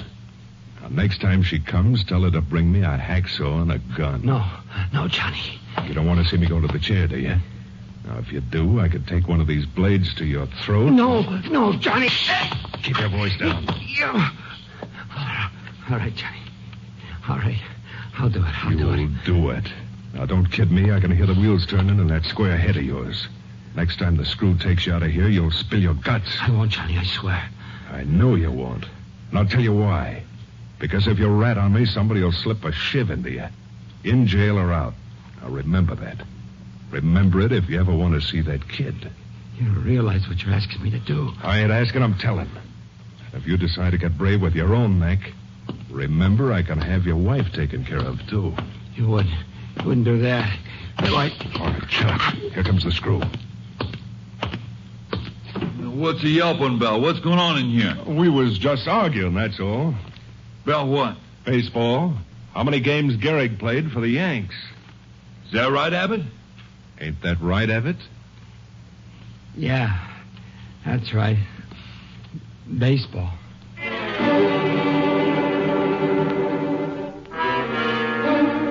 Frantic with fear, Paul Abbott yielded to Saygood, and through his wife obtained the gun and hacksaw. The blow-off came a week later when the Pentland County jailer was killed, and Saygood and Abbott escaped. While roadblocks were being quickly set up by Ranger and Highway Patrol units, Ranger Jace Pearson contacted Sheriff Leonard Ginn at the county jail.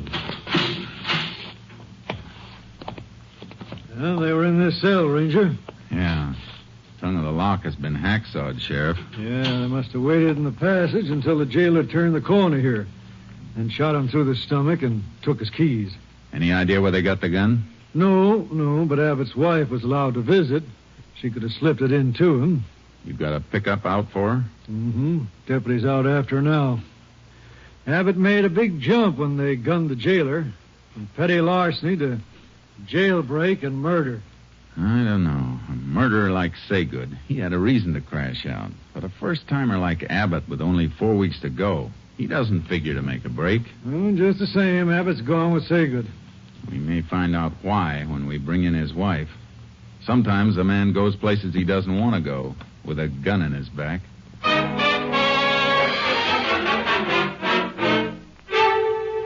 What could I do, Sheriff? What else could I do? That man would have killed him. Yeah? Did you arrange anything else for them, Mrs. Abbott? Get clothing or an automobile? No, how could I? I even had to lie to my mother to get money. To buy the gun. Paul was in jail and I wasn't working. I was always borrowing money to bring him things. I understand. The one behind the bars doesn't do all the suffering. I'd have done anything for Paul. But I had to take the food out of my mouth to buy things for that other man. And it isn't me alone. I'll be having my baby soon. Why did Paul go with him? Why? I don't think he went willingly, Mrs. Abbott. I'm afraid he went at the point of that gun you brought in. I begin to agree with that, Ranger. You told us you brought Saygood a lot of candy. Yes. More than $1's worth every week. There's a real sweet tooth, Jace. Always sitting up a yammer for sugar at meal times. Yeah.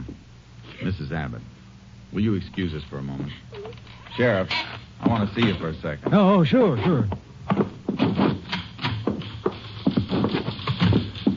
You got anybody watching our house in case Abbott and Saygood show up there? Yeah, it's covered. Good. Your office hasn't any report of a stolen car, huh? Nope, nothing yet. And they're probably on foot. Could be out of the county by now, though. We have other ranger units in the area. I'm going to call my headquarters and have one of them come with me so he can beat the countryside. Okay. Anything else you want me to handle? Yeah. They'll have to eat wherever they are. And even if they have money, they won't take a chance on being spotted buying anything for a while. That figures. I want you to make a careful check on any robbery report you get from food stores. Uh-huh. I'd like an itemized account of everything that's taken. I got a hunch Saygood will make a special effort to get his hands on some candy.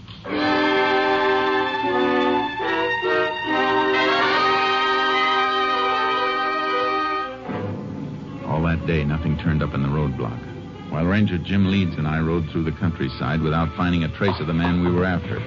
But on the following morning... Maybe we've been heading the wrong way, Jace. I don't think so, Leeds. Coming this way would have been the fastest trail out of the county. Other ways, all wilderness for more than 80 miles. Too much of them on foot without supplies. Still figuring they cut through toward US 280, eh? They must have. They'll have to get to a car someplace unless they got a spot to hole up in real close. I don't think Saygood would take that chance. He'll want distance. Yeah. Farmhouse head. A rider coming, too. He's really pounding leather. He sees us. Coming right this way. Let's meet him. Howdy, strangers. Ooh, Charcoal. Hey, I didn't expect anybody so soon. Well, what do you mean? Well, I just called the sheriff less than half an hour ago. Ain't that why you're here? We didn't know about your call. What happened? Well, my dogs flushed a couple of prowlers during the night. I went out all night hunting them, or I'd have put in a call before. Maybe you're boys. You know what they look like? No, all I saw was two shadows. Dogs woke me up like I told you. Men was prowling around. We better have a look at his place, Leeds. Yeah. We'll ride back with you. Oh, yeah. How long ago did it happen? Oh, reckon it was 2 a.m., about 6 hours ago. You say you chased him? Yeah, but I couldn't spot him in the dark. Just rode around all night. If I'd have had any sense, I'd have called right away, but they threw a couple of shots at me when I saw him, and I got hot and went for my gun and lit out. I see. They get anything? So when I went back to the house this morning, my missus said a couple of shirts and jeans was missing. Must be Saygood and Abbott, all right.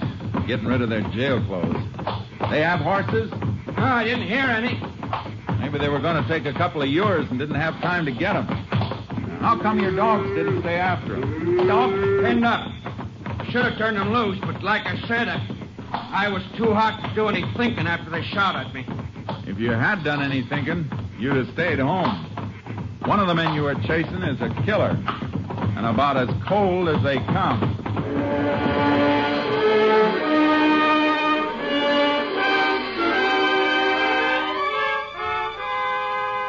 We picked up their trail near the farmhouse. And about 4 miles out, we found the ashes of a fire and chicken bones and feathers. And in the brush near the same spot, a bundle of prison clothes. From there, the trail led straight to the U.S. highway. See the road through the brush now, Jace. Yeah. Let's hope we spot a highway patrol car before we... Hey, what's the matter? Something off the road in that patch of Douglas fir. Looks like the front of a truck. Pulled pretty far back. Come on. Get up, Charlie. Yeah, boy. Oh. Whoa, boy. Haul truck. Stacked with new cars. Uh-huh. That's what they are. Well screened from the road, all right. Yeah. Driver doesn't seem to be around. Unloading ramps down, Jace. Tire tracks on the ground. They've got a car now, all right. Wonder what happened to the driver of the truck. Blood on the cab seat. And more on the running board and the ground. Goes this way. There he is. Dead, Jace. Probably tried to go for help and couldn't make it. Yeah. Wound looks like Saygood's trademark. Shot through the stomach.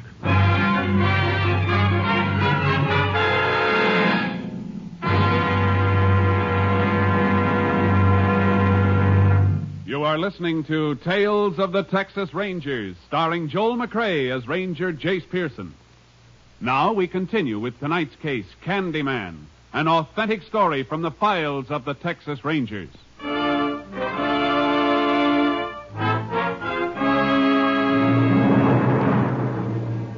I left the horses with Leeds at the nearest town. He did some checking while I got a lift back to Pentland to pick up the car and horse trailer. Then I drove back to meet Leeds where I'd left him. Come on, boy. Get in the trailer. Move, boy. Ready to roll, Jace. We'll roll as soon as we can figure out which way. You check on those gas stations? Highway patrol went all the way down the line. No station serviced the car we're looking for. No pump locks were broken during the night. They must have driven as far as they wanted to go and ditched the car. Somewhere within about 100 miles from here. How do you figure that? Well, new cars coming off the assembly line only get a few gallons of gas put in them. If they didn't take on more gas, they got as far as they could on what was in the tank. That makes sense. We'll head west. Saygood's had trouble in Oklahoma and Louisiana, according to his record, and so he'd go to New Mexico, where he's clean, if he left the state. Yeah? Guess it's our best shot.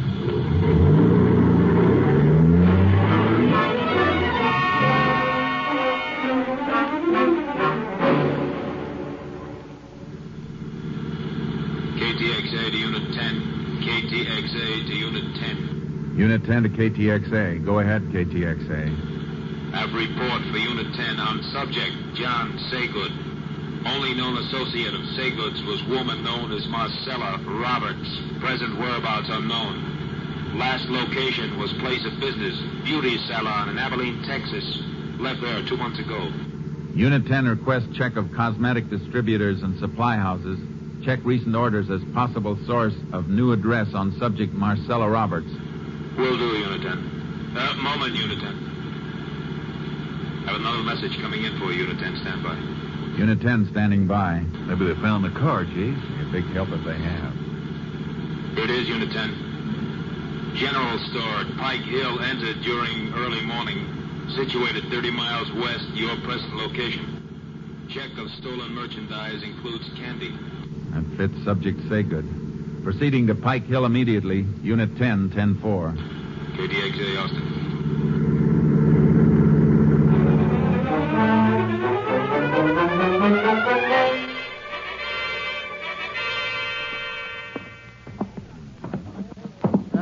Sleep in a room right back of the store here, Ranger, when I hear this noise. I got up and lit the light, and it was just before daybreak. See anybody? No. I opened the door into the store, and then the dang cat popped into my room and started purring and rubbing against my leg. So I just figured she knocked something over, so I went on back to bed. I see. Didn't know anybody'd broken in until I got up this morning and found the door glass busted. Must have slept through that, though. I sleep real sound. Guess I woke up when they knocked this stack of canned goods over. Got 'em up and got 'em all stacked again now. You call the sheriff right away? Yep. As soon as I found a few dollars from the cash drawer missing. Didn't think about the candy counter. Don't keep much, you know. Till a couple of kids come in later on wanting some peppermint lifesavers. Then I saw a whole box of them was gone and some chocolate bars. I guess that's when the sheriff got in touch with us then. We'll rope off this showcase and have somebody from our lab come in to check it for fingerprints so we can be sure it was the man we were after. Not much doubt about it, Chase. Nothing like being sure.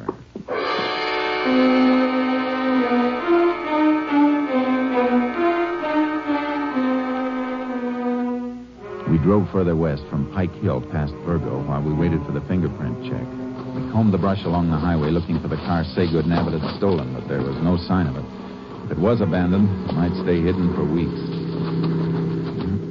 Nothing in here, Jace. No. Would have been a good spot to ditch a car, though. Well, they couldn't have driven much further than this. We may find it further on. Maybe. Maybe we've already passed it. Calling your car radio, Jace. Yeah. I heard it. KTXA to Unit 10. Come in, Unit 10. Unit 10 to KTXA. Go ahead, KTXA. Report on subject Marcella Roberts. Cosmetic distributor check shows nail enamel ordered in subject's name 2 weeks ago. Delivery made to Adorable Beauty Salon, Virgo, Texas. Units 10 and 7 continuing investigation. Unit 10, 10-4. KTXA, Austin. Pile in, leads. Virgo's about 15 miles back, Jace. Yeah, I had a hunch we came too far. Figure the woman's helping them hide out? Vega didn't head in this direction without a reason. If she isn't hiding him, she'll know where he's headed.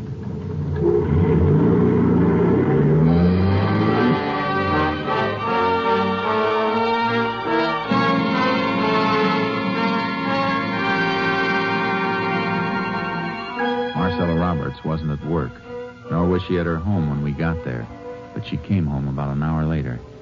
We left our car out of sight. She didn't see us until she came up the steps to the private entrance on the porch. Miss Roberts? What? Oh, Ranger. I didn't see you. Thought you might be able to help us. You know a man named John Saygood? I used to know him. Long time ago. You seen him lately? Well, how could I? I heard that he was in jail. The paper boy must have been neglecting you lately. He's out. We're looking for him. All right, Ranger. I'll tell you what I know. He probably headed for Oklahoma City. Told me once that he could always hide out there if he got in any trouble. He should have carried a compass because he headed the wrong way. He broke into a store at Pike Hill before sunup this morning, and he was still moving in this direction when he left there. Well, I haven't seen him. Good. And you won't mind if we take a look through your apartment. If you've got any objection, one of us can wait here while the other gets the warrant. All right, you can come in. I only hesitated because the place is a mess. Sure. But we won't tell the neighbors. Come on, let's go.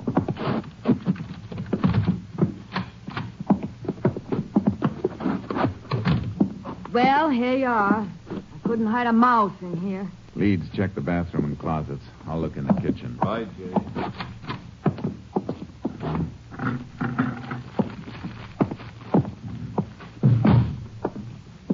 Nobody here, Jay, that's for sure. No. Not now. But there was somebody here. What do you mean? I mean, if you were a better housekeeper, you might make a better liar. You could have swept up these candy wrappers on the floor. Is there a law against eating candy? I eat it all the time. So does Saygood. You happen to have a 30-day diet tacked up on your kitchen wall. And your figure says you've been following it pretty close. You can't prove anything with that. Maybe not. But there's something else. 2 different brands of cigarettes in this ashtray. And one brand doesn't have any lipstick on them. I had a boyfriend visit me. I'm going to check every store in this town and find out if you bought a load of groceries today. And if you did, What? you better be able to show them or prove where they went. Ranger, You're concealing and aiding a murderer. You can serve a lot of time for that, Marcella. Enough to rub off those good looks before you get out. I don't want to go to jail. But you don't know Johnny. He'd kill me. Where is he? Well, I took him and the other fellow up the back road to the Sierra Diablo foothills. Said he'd hide out there and come back in a week.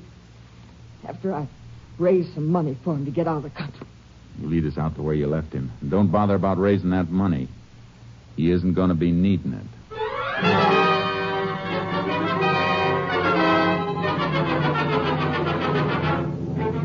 We followed her to the place where Saygood and Abbott had been dropped, at the base of the wild Sierra Diablo country, catching the last rays of the sun. Leeds and I took our horses out of the trailer and started after them. Getting pretty dark, Jace. Yeah. Have to leave the horses and go on foot soon, or we'll lose this trail. I can hardly see anything now. Hold up a minute. Woo, Charcoal. Oh, what? Moist patch here. One of them slipped and fell. Yeah, the one making the heaviest tracks. Probably Saygood. No, Abbott. Saygood's bigger, but he's using Abbott for a pack mule to carry supplies. Look how the tracks spraddle out. Yeah. Sure must be carrying weight, all right. Headed right for that rocky ground ahead. We won't find any more prints as clear as these. Want to tie the horses off here? No, I think we better lead them. They can walk this ground, and we may need them coming out. Now, let's keep going.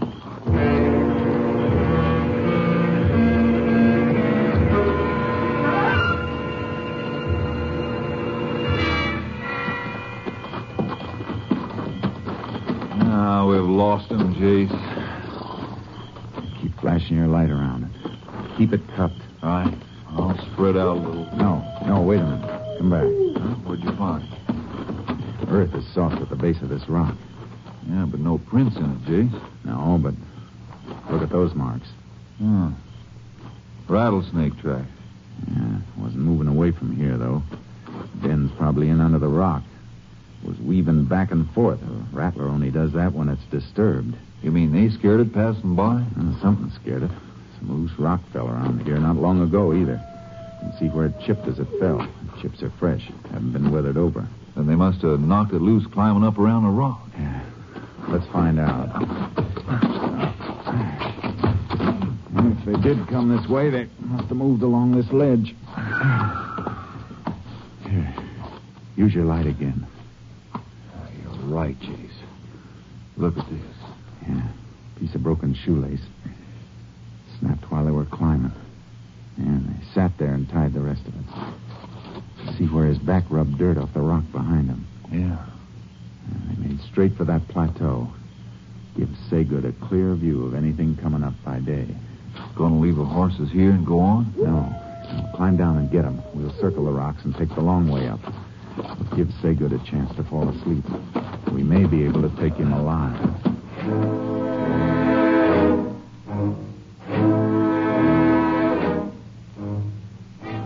We reached the plateau, a broad, flat patch just under the final ascent to the high peaks of the range, and picked up the trail again.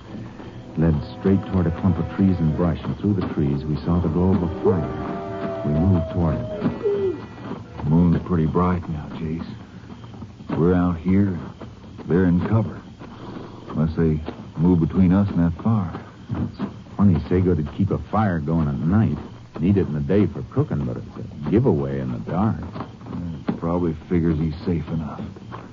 He's got to keep an eye on Abbott. Unless we're wrong and Abbott's along because he wants to be. And we'll find that out when the showdown comes. No sign of any movement there yet, Jason. We'd better leave the horses now. And we'll stake them out here and split. Circle in on foot until... Drop now, please!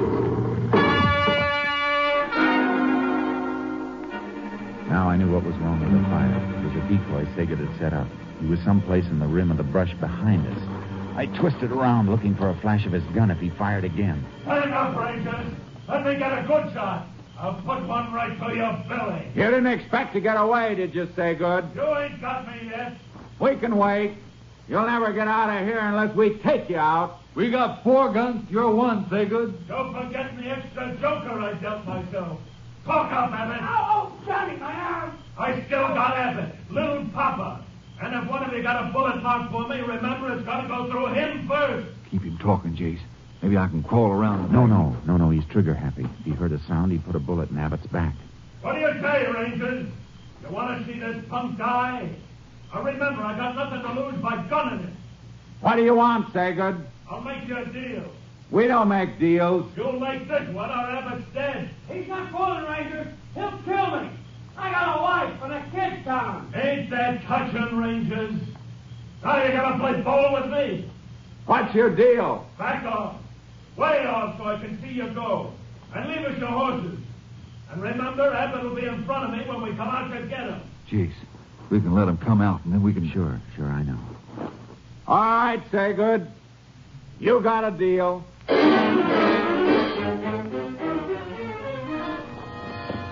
I loosened the cinch on charcoal. We backed away, ready in case they fired. Then they moved out into the moonlight. Saygood kept Abbott between us and got him up on Leeds' horse. Then he started to mount charcoal. Hold on, Rangers.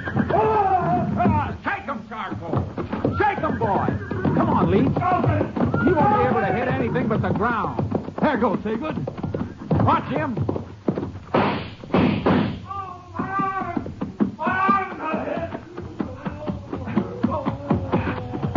You all right, Abbott? Yeah, I'm all right. Get up, Saygood. My arm. Never borrow a ranger's horse when a ranger's around unless he wants you to have him. I'm glad I didn't have to kill you, Saygood. I want the rest of the prisoners at Pentland to see you back in that cell. Might help them make up their minds never to come back again. You can start that lesson with me, Ranger.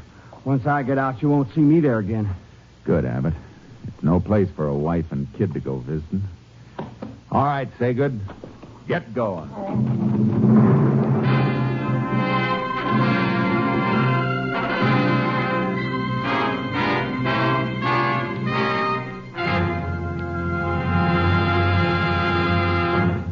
John Saygood was brought to trial and found guilty on 3 counts of murder. His sentence, death in the electric chair.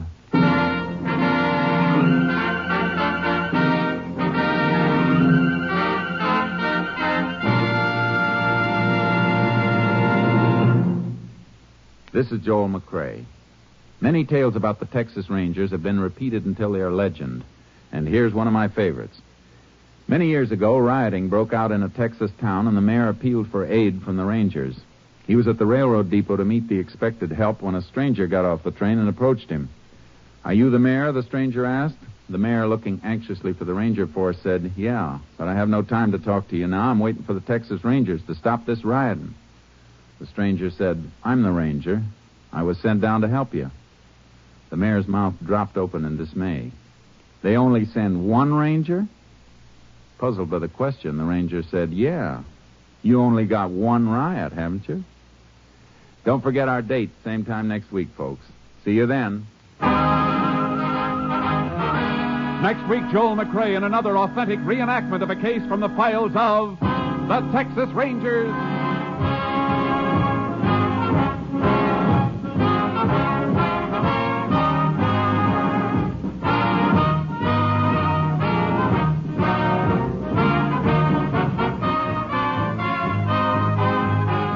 Joel McCrae is currently seen starring in the Universal International Technicolor production Saddle Tramp.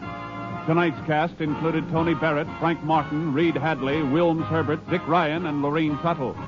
This story was transcribed and adapted by Joel Murcott, and the program was produced and directed by Stacy Keach. This is Hal Gibney speaking.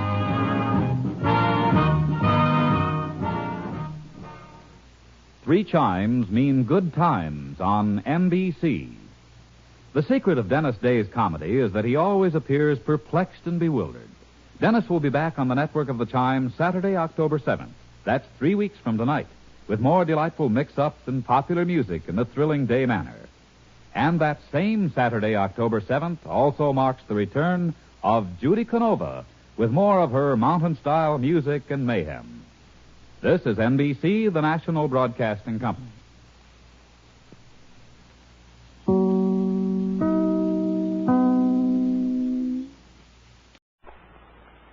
The National Broadcasting Company presents Joel McCrea in Tales of the Texas Rangers. From Hollywood, another authentic reenactment of a case transcribed from the files of the Texas Rangers.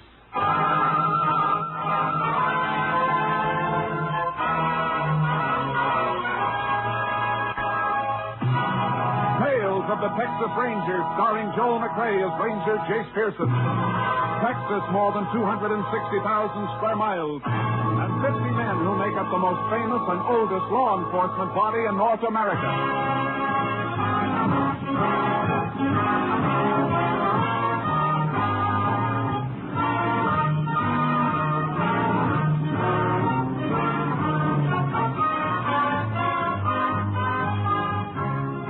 From the files of the Texas Rangers come these stories based on fact. Only names, dates, and places are fictitious for obvious reasons. The events themselves are a matter of record.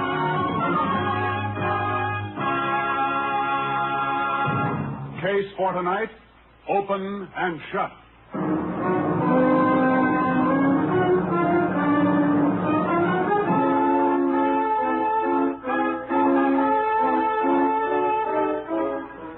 It is 1:37 a.m., September 9th, 1945. John Meston, a wealthy rancher, is awakened by the sound of a speeding car screeching to a stop on the driveway outside his house. Seconds later, he jumps out of bed and reaches for a robe as the downstairs door opens. His daughter, Connie, comes up the stairs screaming hysterically. Connie, baby. What is it? What's the matter? Oh, Daddy, Bob. He's dead. Bob, dead? What happened to him? Connie, get hold of yourself. What happened? I'm frightened, Daddy. I'm frightened. There was a man with a bandana over his face. Where, Connie? Where? The old cattle road east of the ranch. We were parked there. Here, sit down. Sit down while I call the sheriff. You better have a doctor. Get something for your nerves. He tried to load something. Quiet down. Bob had his gun in the car. They followed me. Operator, get me Sheriff Sykes. I want to report a murder.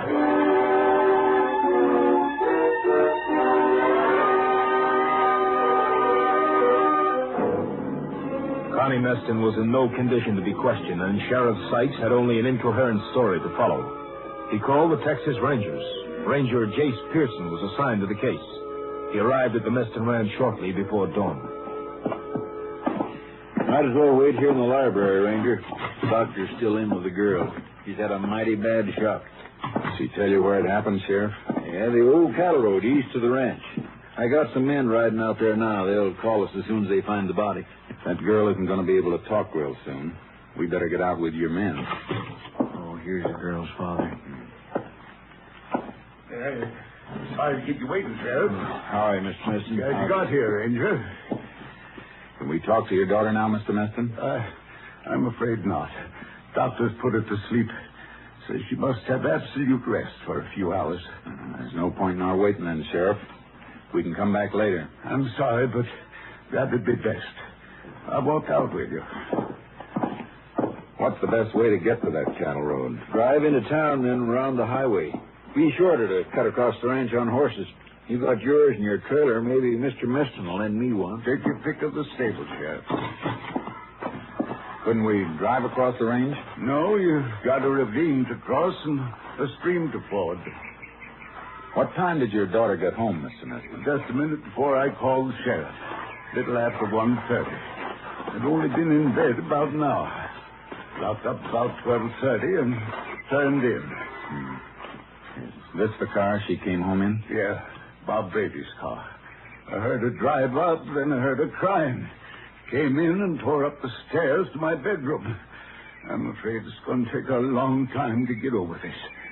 Don't let anybody touch this car until I can get a fingerprint man to go over it. Killer may have left his mark someplace. I'll see it ain't touched. Well, I'll go get me a horse in the stable, Ranger.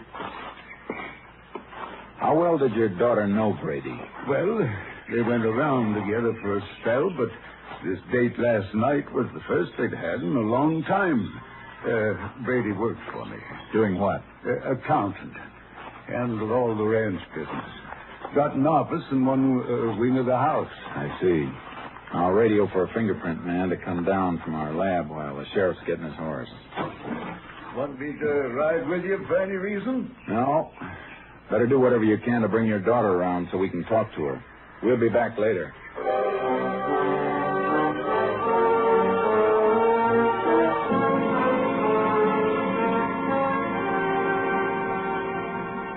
I made my radio call, and then Sheriff Sykes and I cut across the ranch to the old road.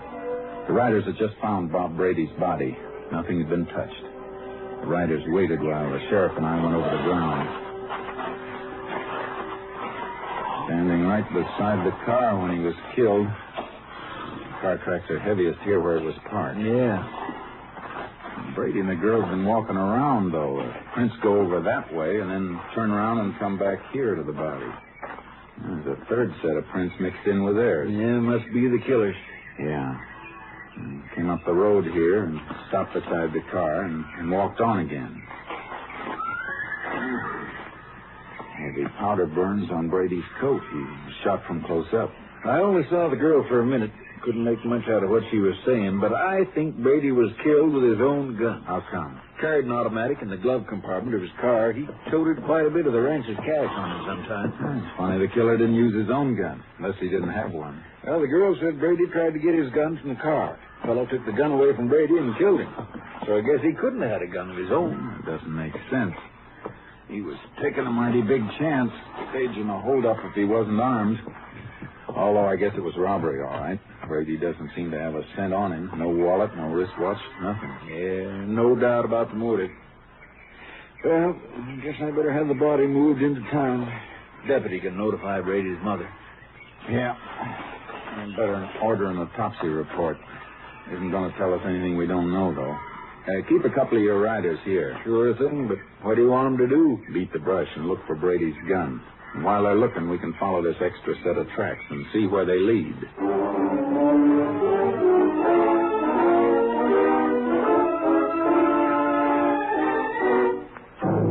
I expected to follow the marks of a man who didn't want to be followed. The usual erratic trail a killer leaves when he's trying to throw off pursuit. But this trail led straight as an arrow. Hey, whoever he is, he sure didn't cover his tracks very well. No, unless he's headed for some spot where he knows his trail will be lost. Wait a minute. Boy. What is it? Trouble may start here. Yeah, turned off the road into the fields. The ground's worn that way, though. It's a path that's been used before. Come on.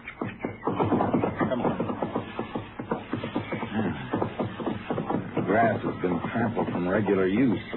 Anybody live out here you know of? Nope. Yeah, an old shack about a mile and a half across. Used to be a lime house. Owner rented to a Mexican. We better have a talk with him. We can move a little faster, but keep your eye out for those tracks as we go. Get up.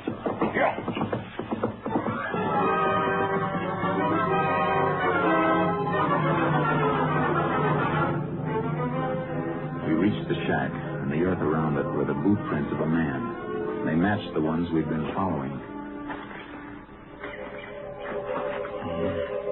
He's in there, all right, Ranger. Yeah. He may still have that gun with him. He was up late. Could still be asleep. Come on. We'll see. There he is. Still in bed.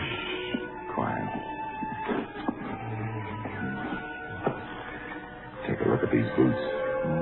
Right beside his bunk. Bent nail in the heel of one of them. Yep. The mark we've been following, all right. He's our boy. All right, you. Wake up. Who the Come on, get up. Chris, what have I done? Why'd you come here? What's your name? Jose Morales, senor. Where were you last night? What? I walk into town. Anybody see you there? Sí, senor. The man in the package store. I stopped there to buy a bottle of wine. There's the bottle on the table. What time did you leave town, Morales? It was almost midnight, I think. And you walked home, too? Sí, senor, sí. But why do you ask me all these questions? I don't know. How long does it take you to walk back here? Hour, maybe more. I don't have a watch, senor. Are you sure you don't have a watch now? Sí, I never owned one. How about a gun? I don't have a gun. How did you come when you came home? Well, I don't remember, senor. I just walked. Well, you better remember. You came up the cattle road. We followed your boot tracks. Were you alone all the time? Sí, alone. You didn't see a car parked on the cattle road? Sí, senor, sí. There is man and girl there. They will remember that they see me there. What's that? Hold it, Sheriff. Go ahead, Morales. When did they see you? On the way home, I passed by the car. I think maybe the car is broke down. So I took a look inside, but there's nobody there. And then I walk a little further. I meet a man and girl. I asked them, is something wrong with the car? Go ahead. Well, they told me no. So I just come away. Senor, if you can find them, they will remember. They can tell you I was there. This man's walking himself right into the electric chair, Jace. Yeah, too easy. You better get dressed, Morales. You're coming with us. But why, senor? What have I done? You'll find out later. Just get dressed. Let's come to the shack, Sheriff. See if we can find that gun.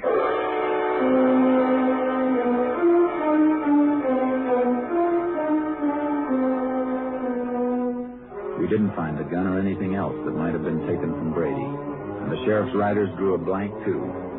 But we had enough to hold Morales at the jail. We locked him up and went back to the Meston Ranch. Before you speak to my daughter, gentlemen, I want to ask you to kind of take it easy. In here. Connie, it's Sheriff Sykes and the Ranger. Howdy. Miss Connie? Hello. Miss Meston, would you mind telling us just what happened last night? Well, Bob called me, Bob Brady. He wanted to see me. We hadn't seen each other for some time. I thought he worked here at the ranch. Well, he did. I meant we hadn't been out together for a long time. I'm sorry. Go ahead. Well, he picked me up here, and we drove. Then we parked up the cattle road. Lots of young folks parked there on and off, Ranger. It's sort of a lover's lane. We'd been there quite a while talking. See, Bob was going to be married next month to a girl named Mildred Peterson. She's a school teacher, Ranger. I see. Go ahead, Miss Meston. Well, he asked me if I wouldn't change my mind and make up with him before he got married, and it was too late. Mm-hmm. I told him we weren't right for each other. He'd be happier with somebody else, and then, well, all of a sudden a man came up to the car. It was dark, and he had a bandana over his face. Go on. He held us up and made us get out of the car. You have a gun? Well, I'm not sure. I was frightened. He had something in his hand.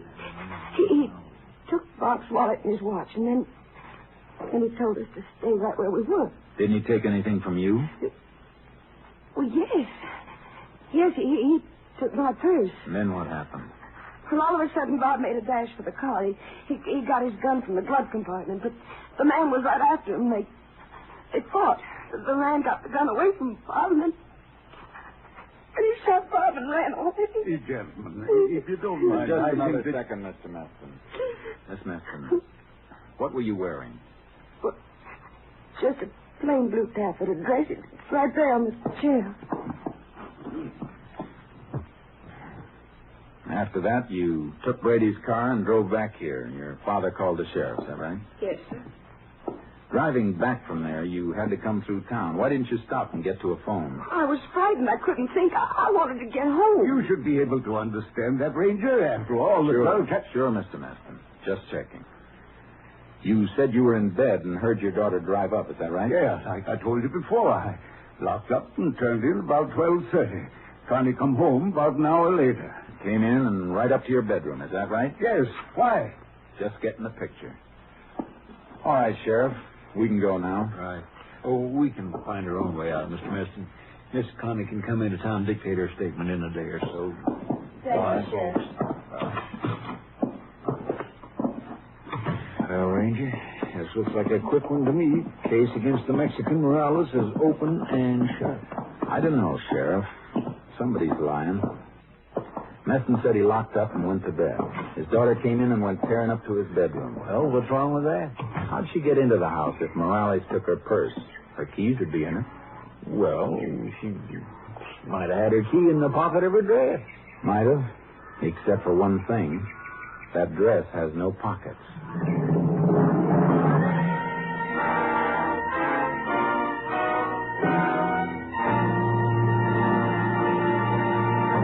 In just a moment, we will continue with Tales of the Texas Rangers, starring Joel McCrea as Ranger Jace Pearson. This month, the National Broadcasting Company celebrates 25 years of bringing you the best radio programs. 7 days a week, you can depend upon NBC for music, drama, comedy, entertainment of every kind, as well as the latest up-to-the-minute news from every corner of the world. When you tune where you hear the familiar NBC chimes, you know you're tuned for the finest in radio listening. We continue now with Tales of the Texas Rangers, and tonight's case, Open and Shut, an authentic story from the files of the Texas Rangers.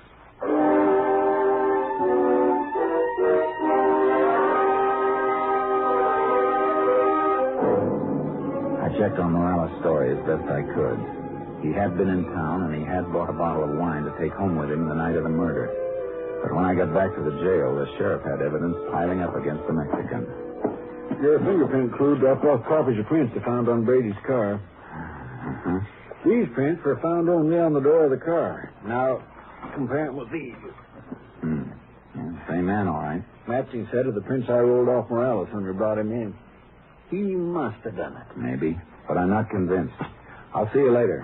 Here, where are you going, Ranger? To see Brady's mother and the girl he was going to marry.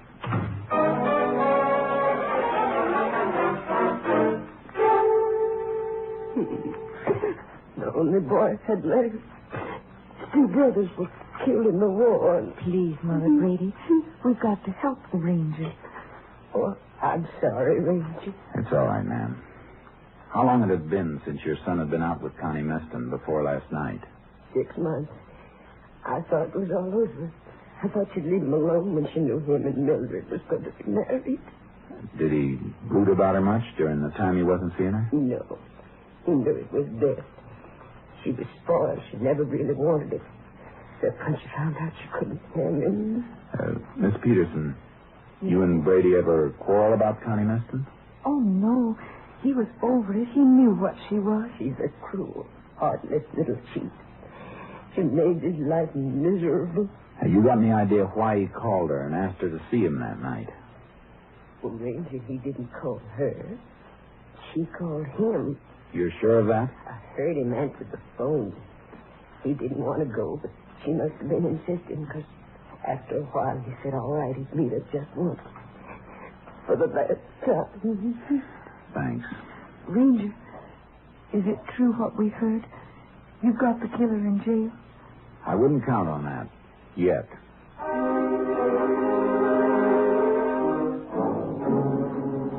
I went back to the jail and questioned Morales again. He was frightened, but his story never moved an inch from what he told us the first time. Then I saw the sheriff. I spoke to District Attorney, Jace. He thinks we got enough to take the grand jury for an indictment. Give me one of the mug shots you took of Morales when you brought him in. Sure. Here's the picture. Thanks.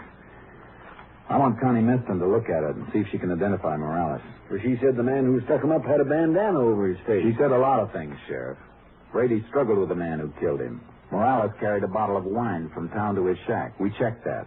If he had a struggle with anyone, how come he didn't drop the bottle and break it? Yeah, it seems like it would have broke, don't it? You got a bandana here? Yeah, the one we took from Morales. Why? No, not that one. I want one with a different color and pattern. Maybe one in my deputy's locker. Get it. I want to see how many lies Connie Meston can tell. I won't be satisfied with the case against Morales until we find Brady's gun and the things that were supposed to be stolen.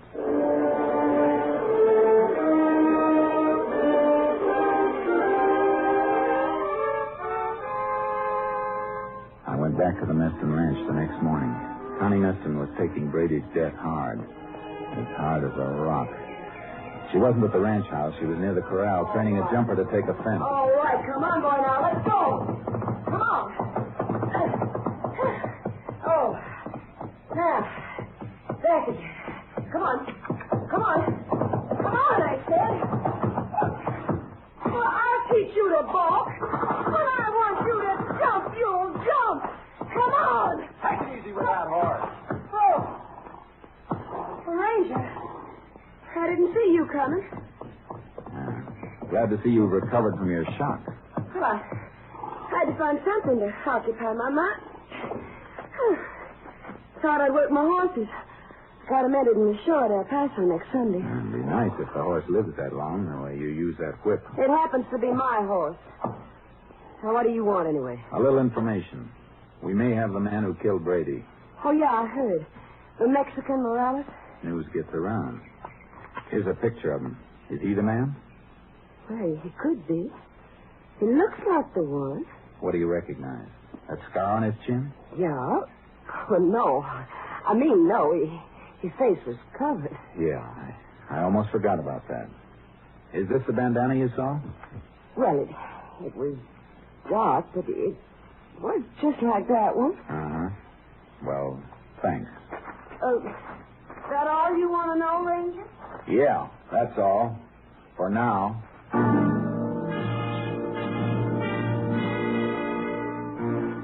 I saw Connie Meston's father as I was leaving the ranch. He seemed pale and shaky seeing me there.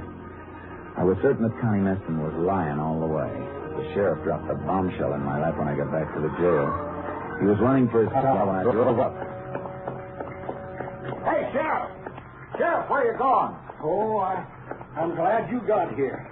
I was just heading for Morales' place. You want to come along, I reckon. Why? What's out there? I think we're going to find the gun and the stuff he stole. Look, here. Just got this in the mail. It was posted last night in the Mexico section. The note was printed in Spanish on yellow paper. It said, "Look in cattle tank near Morales' house." That was all. Reckon Morales trusted a friend who decided to double-cross him? We better get out there.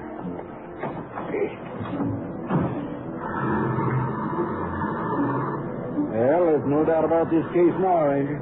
We find that gun, and Morales is headed for the electric chair for sure.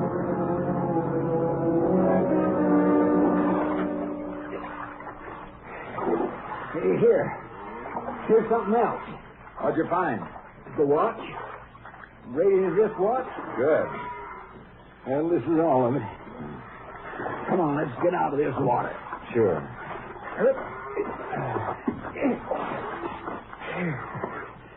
Nice haul. The gun, the girl's purse, Brady's wallet, and wristwatch are right on Morales' doorstep. That's the end of this case. No, it isn't. Oh, now, Jay. Look at these things, Sheriff. Look at the muzzle of this gun. It's clogged solid with dirt, packed tight. Well, always some mud in the bottom of a cattle tank. Yeah, but this isn't mud. It's packed earth. And it's packed so tight it didn't dissolve in the water. Yeah. Say, that is funny. Sheriff, this gun was buried someplace after it was fired. Buried and then dug up again and thrown into this cattle tank. Say, you're right. Traces of dirt packed into the holes of the watch band, too. And in the wallet. Sure. But look at this purse. The purse wasn't buried. Or the same dirt would be jammed in the metal frame. Connie Meston's keys. She had them when she ran home after Brady was shot. She brought the purse with her to plant with the stuff she dug up after she knew Morales was under suspicion. You mean she killed Brady, buried the evidence before she went home to make it look like robbery? Yeah, because the real motive was jealousy. You hold Morales another 24 hours. That'll be long enough to get what we need. Then Connie Meston can take his place. But you've got no proof on her. I'll send that anonymous note through to the handwriting division at our lab. They can can get a sample of Connie Meston's writing from horse show registration blanks at El Paso for comparison. Yes, but will that help, Ranger? After all, the note is printed, and it's in Spanish. There'll still be similarity in letter formations. Besides, registration blanks usually ask for printed information on breeding and identification. If Connie Meston wrote that note, Lab will know it.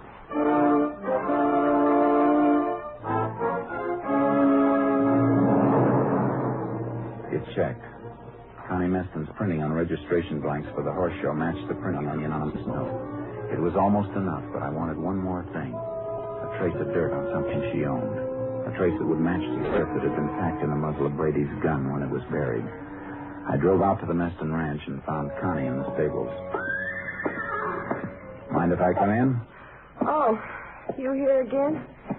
What do you want this time? Thought you might like to know we found Brady's gun. Anonymous note told us where it was. Cattle tank out at Morales' place. You got a good case then. No, Morales didn't put the gun in the tank. How do you know? Because the gun and the other things had been buried. They were dug up again and thrown in the tank. Well, maybe he decided to change the hiding place. While we were holding him in jail? No, it's not likely. Morales didn't kill Brady. You know who did? Not for sure, but we'll find out. Whoever dug those things up must have carried them in something while they were taking them to the cattle tank. Some dirt was jammed in the muzzle of the gun. We find out what it was carried in, clothing maybe, somebody's pocket. We can match the dirt in our lab. I see. That's very interesting. I thought you'd think so. Well, I guess I better be getting back to town.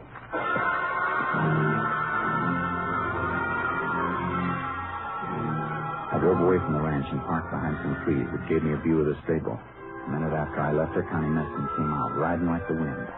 I unloaded charcoal from the trailer and followed her, always keeping cover between us. She didn't seem to be carrying anything to dispose of, but all of a sudden she came to a stop by a stream. She took the saddlebags and started to shake them out over the water.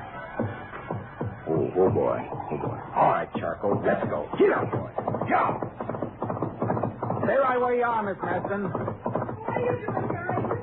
What's the matter with you? I'll take those saddlebags. Sure. Any log and empty them into a stream? None that I know of. Well, take them then, Ranger, because they're empty. Not as empty as you wish they were. And a few grains of dirt stuck in the seam. That's all we're going to need. Well, you can't make anything out of that. Oh, I got a few other things. That anonymous note in Spanish matched the registration blanks you sent into El Paso. I don't think you'll be showing your horses Sunday. Why, you... Give me that quick. You won't be using this again either. Now, get on your horse and ride for the house.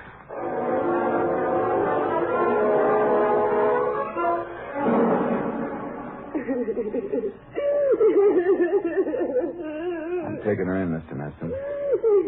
I got an idea you started to suspect she was lying the same time I did. She's not lying, Ranger. She didn't know nothing about it. I did it. I shot Brady. I'm sorry, but that won't work either.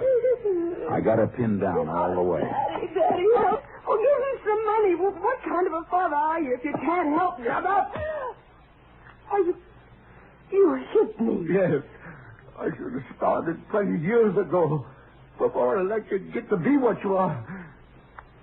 Maybe I'm not legally guilty, Ranger, but I'm guilty of raising her the way I did. Too bad you didn't think of it sooner. All right, Connie. Let's get into town.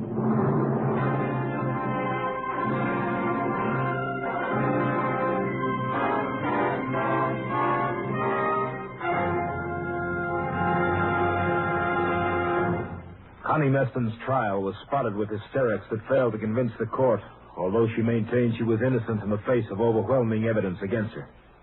Then, as the trial neared a close, she changed her plea to guilty, and in an effort to avoid a death sentence, she confessed.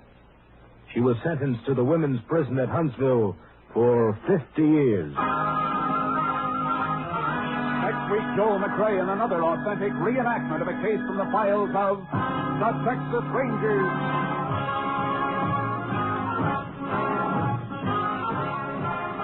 Joel McRae is currently seen starring in the Universal International Technicolor production Cattle Drive. The cast included Tony Barrett, Joan Banks, Francis X. Bushman, Parley Bear, and Vivi Janis. Technical advisor was Captain M.P. Lone Wolf Gonzalez of the Texas Rangers. This story was transcribed and adapted by Joel Murcott, and the program was produced and directed by Stacy Keith. Hal Gibney speaking. It's the Silver Jubilee on NBC. Next, it's The Big Show, with stars including Sophie Tucker, June Valley, Jerry Lester, Ann Sheridan, Morton Downey, and your charming hostess, Tallulah Bankhead. Then enjoy mirth and music with Phil Harris and Alice Faye. Later, Theater Guild on the Air presents Age of Innocence, co-starring Claudette Colbert and MacDonald Carey. And for pictures of your favorite NBC stars, buy the current NBC Silver Jubilee issue of Radio TV Mirror magazine. Next, it's The Big Show. All this and Tallulah, too, on NBC.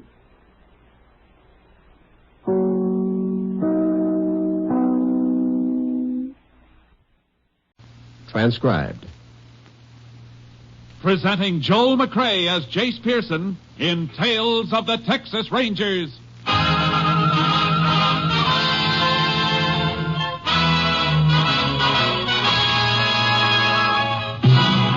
Tales of the Texas Rangers, authentic stories from their official files. Texas, more than 260,000 square miles. And 50 men who make up the most famous and oldest law enforcement body in North America.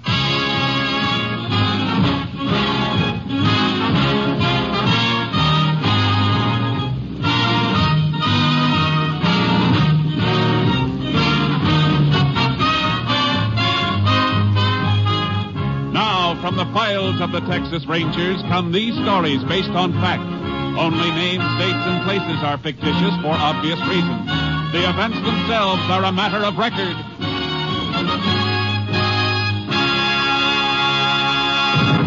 Case for tonight, clean up.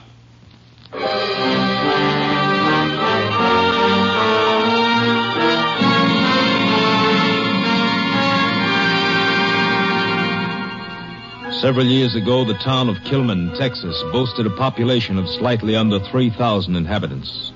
Until a wildcat gusher started a fabulous new oil boom. In a matter of months, the population rose to 12,000 as drillers, roughnecks, and other field personnel poured in. And behind them, like vultures, came the horde of racketeers, gamblers, and grifters. But even organized vice was not profitable enough for the boss of the crime syndicate, Frankie Gennaro. Gennaro started to move in on the oil business itself.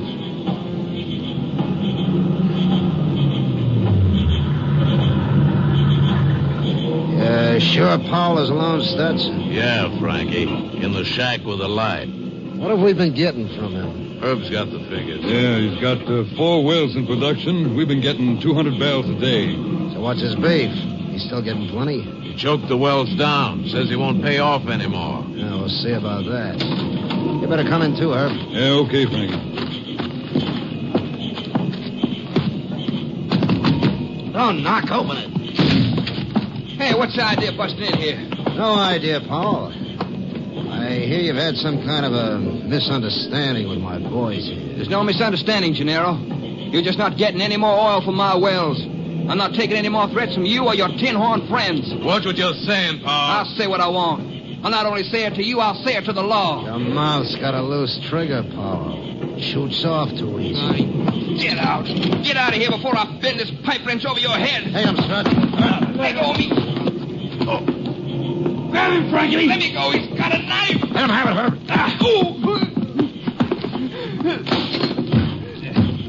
Oh, he clipped me with that wrench. Well, he won't do it again, Stutz. This'll teach the other operators not to get smart. Come on, Herb. Let's get out of here.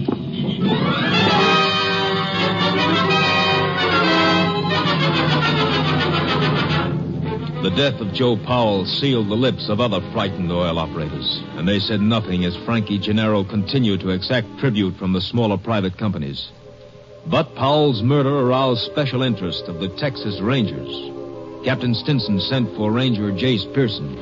You know what's been happening in Kilman since the oil boom started, Jace? Yeah, I've heard. I've got rangers in the town, of course. Good men. But they're too well known. We're being blocked all the way by people who won't talk or who are afraid to talk. I've never worked the Kilman district. I'm not known there. Well, that's why I sent for you. I want Kilman cleaned up, starting with Joe Powell's murder. But a man wearing a badge won't stand a chance. You want me to work without one? That's right, Jace. But not alone. We got a new man just transferred into the company, Steve Clark. You can work together. Good. You better brief me on the Powell murder. Well, all we've got is in the next room. Have a look. Here's some photographs taken at the murder scene. Stabbed in the back. A belt and shirt twisted, though. Powell must have put up a fight before he went down. He fought all right. Look at this wrench. Yeah. Blood stains and a few matted hairs on it. This the same wrench that was next to the body in the photos? The same one. Powell must have hit somebody with it before he was killed then. It looks that way. That means 2 or more men ganged up on him. He dropped one with a wrench, and then the other one stabbed him. That's the way I see it. Yeah, blood on the wrench been typed? Yeah. Here's a report from the lab at Austin. Typo, huh? Brown hair, Caucasian male. Micrometer measurements are there, too. And that's all we've got, Jace. How about a list of undesirables hanging out in Kilman? Oh, yeah, I got that, too. Here. Mostly petty crooks, gamblers, and muscle men. Our boys run a few out and new ones come in. There must be one man at the top, though. Usually is, but which one? A few possibilities on your list here. This one, Stutz Tracy? No, he's not big enough to be given the orders. Does he know you by sight? No, I just know a few of these names by reputation and photos. Now, here's another bad one. Herb Enfield. Yeah, I've heard about him, too. Plenty. Supposed to be a real vinegarone. He's tougher than the back end of a shooting gallery. Yeah, well, he's not smart enough to cover up for himself. The only other possible boss I can see is this one, Frankie Gennaro. Uh-huh. Got lots of arrests and a couple of indictments. No convictions. On the surface, his record's clean. He always has an alibi, and it always stands up. Well, I guess I better get started. Right. We'll go over to the barracks, and I'll introduce you to Steve Clark. You'll want to change your clothes anyhow. Yeah. Well, the first job's to locate key men. When we find out who's making the wheels turn, we can put our badges on again and move in with a force. Well, the whole company will be standing by. You better warn the rangers in town not to let on they know me. Well, they've been warned. You'll be treated just like a stranger. You have anything to report, contact me directly. But be careful. And you better leave your car outside the town and just meander in on horses. Cowpokes? Yeah, just a couple of wandering cowpokes.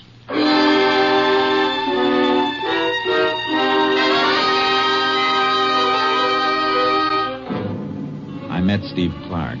We dressed like a couple of cowpokes and parked our car outside of Kilman. It was almost midnight when we rode in. The town was sprawled all over the map, dotted with trailers and crude shacks thrown together from tin and old packing crates. Despite the hour, everything was going full blast. It sure is booming, Jace. Yeah. The hotel down a ways looks especially lively. Bet that isn't legal liquor they're taking on around here. Yeah, I bet there isn't much of anything here that is legal. A bunch of oil trucks coming through. You better get out of the way. Get over, Charcoal. Come on, boy. Over, boy, over. Seems to me that it's kind of late for them to be hauling oil. Ought to be a daytime operation. Might be a shortage of trucks, Jace. Everything has to be hauled. No pipelines to the refineries yet. You think it might be hot oil? Maybe. We don't know why Joe Powell was killed, but if somebody'd been stealing his oil and Powell found out about it, we'd have a pretty good motive. Yeah. But if those trucks are hauling stolen oil, they're being pretty open about it. Oh, boy. Listen to that racket. Yeah. Being pretty open about everything around here. Come on, Clark. Let's get us a room. I want to call the captain and find out about these night-riding trucks.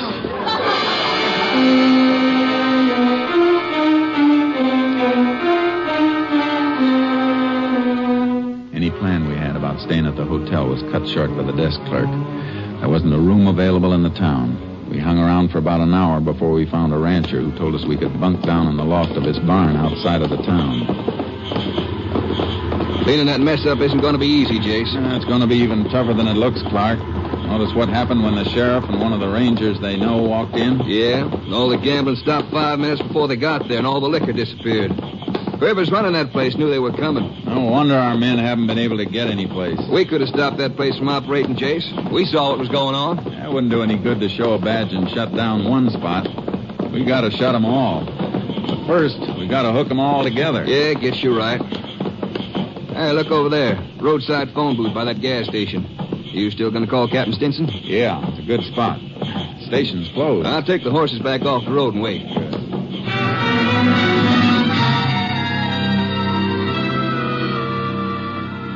I got through to Captain Stinson at his home. But what he had to say about the trucks wasn't encouraging. Yes, Jace, we've had reports on the trucks. They run every night. Have our men ever stopped any of them? Yes, but they seem to be all right, Jace. They have receipts for everything they're carrying. And the trucks are properly licensed. I still can't see why they're running at night. Neither can I, but there's no law against it. Well, hasn't the commission set a limit on the number of barrels each well can pump in a day? Yes, each well is allowed 300 barrels a day, as long as the present pressure holds. Have the operators been accounting for that much oil each day? Yes, the commission keeps a careful check. Operators report production of 300 a day. The trucking company receipts show haulage of 300 a day. And the figures at the refineries tally, too. It's a three-way check, Jace. I don't see how they could beat it. Well, I'm still convinced that Powell's death has something to do with hot oil. Well, I can't help you there, Jace. It's all in your lap. I'm hoping to match the hair the lab found on that wrench Powell used. But I need a motive to narrow down the field. 12,000 people in town make a lot of suspects. Well, do the best you can. I will. I'm sending you a list of names. Men we spotted running gambling games and selling liquor at the hotel. We'll have to let them run for a while, till we move in with a big broom. We'll raise dust whenever you're ready.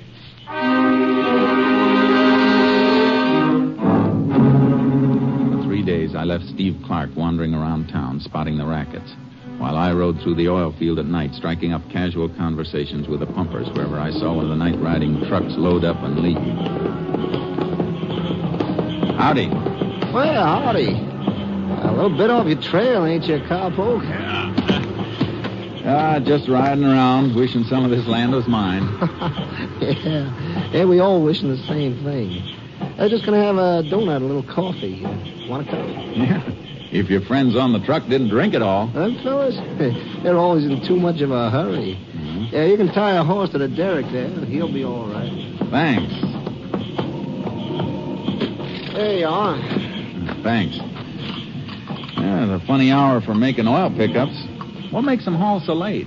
Oh, I don't know. They always take a full load? Uh-huh. 100 barrels a clip. That's a full tank truck. Them field storage tanks hold 1,000 barrels each, don't they? Uh-huh. Want a donut? No, thanks.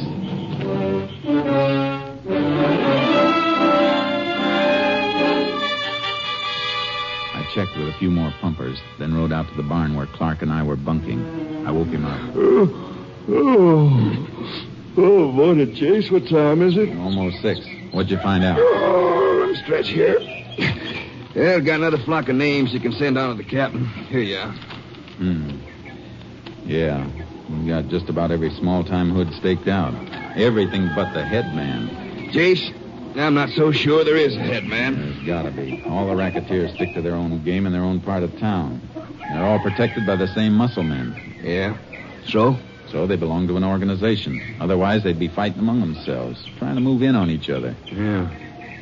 Didn't think of that. And dipping a finger in the oil business here, too. I'd swear to it. And that's big. We find the man on top of that, we'll have the kingpin of the entire operation. Well, I'll keep looking around, Jace. No, let the town go for a while. From now on, we'll concentrate on the wells. When we get the man responsible for killing Powell, the whole thing will tumble like a house of cards.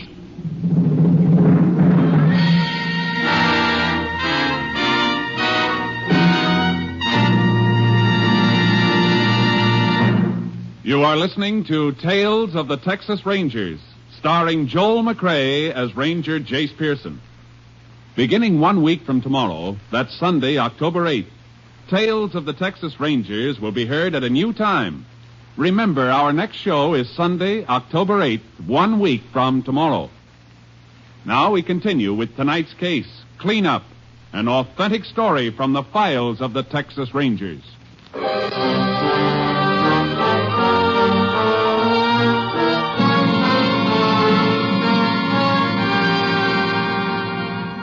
staked ourselves out at Powell's Wells. For 2 days, we kept check around the clock on every load of oil that was hauled away, watching from a distance. It was a dead-end watch.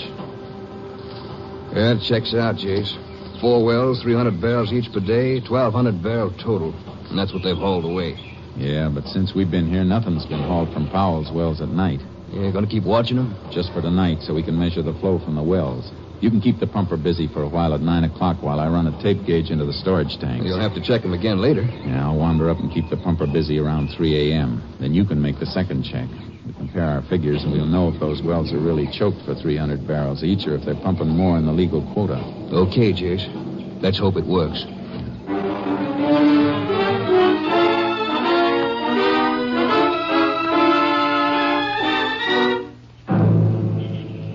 We made the check, but we didn't have to do much figuring. The wells were on the nose. 300 barrels a day each, not a drop more. Well, that's it, Jace. And the refinery reports show that it's all going through. There's no hot oil to be accounted for. Well, it was a thought. Let's get the horses and turn in. Yeah. Guess Paul just happened to brush somebody the wrong way. Yeah. That oil angle would have helped plenty. Too bad. Hey, wait a minute. There's a car coming. Hey, yeah. He's turning up the road toward that rigging over there. Rigging isn't lit. Nobody's working there. It was a dry hole. Get low. Yeah. His lights will sweep this way when he turns.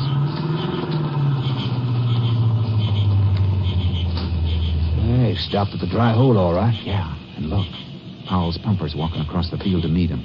Yeah, they're going up to the knowledge house on the rig. It's a funny place to be holding a meeting at this time of night. It's a cinch they don't want to be seen. That pumper knows more than he told us. Come on. What's the plan, Jace? Maybe we can slip under the platform of the rigging without them seeing us. If we can get under the knowledge house, we may learn a few things through the floorboards.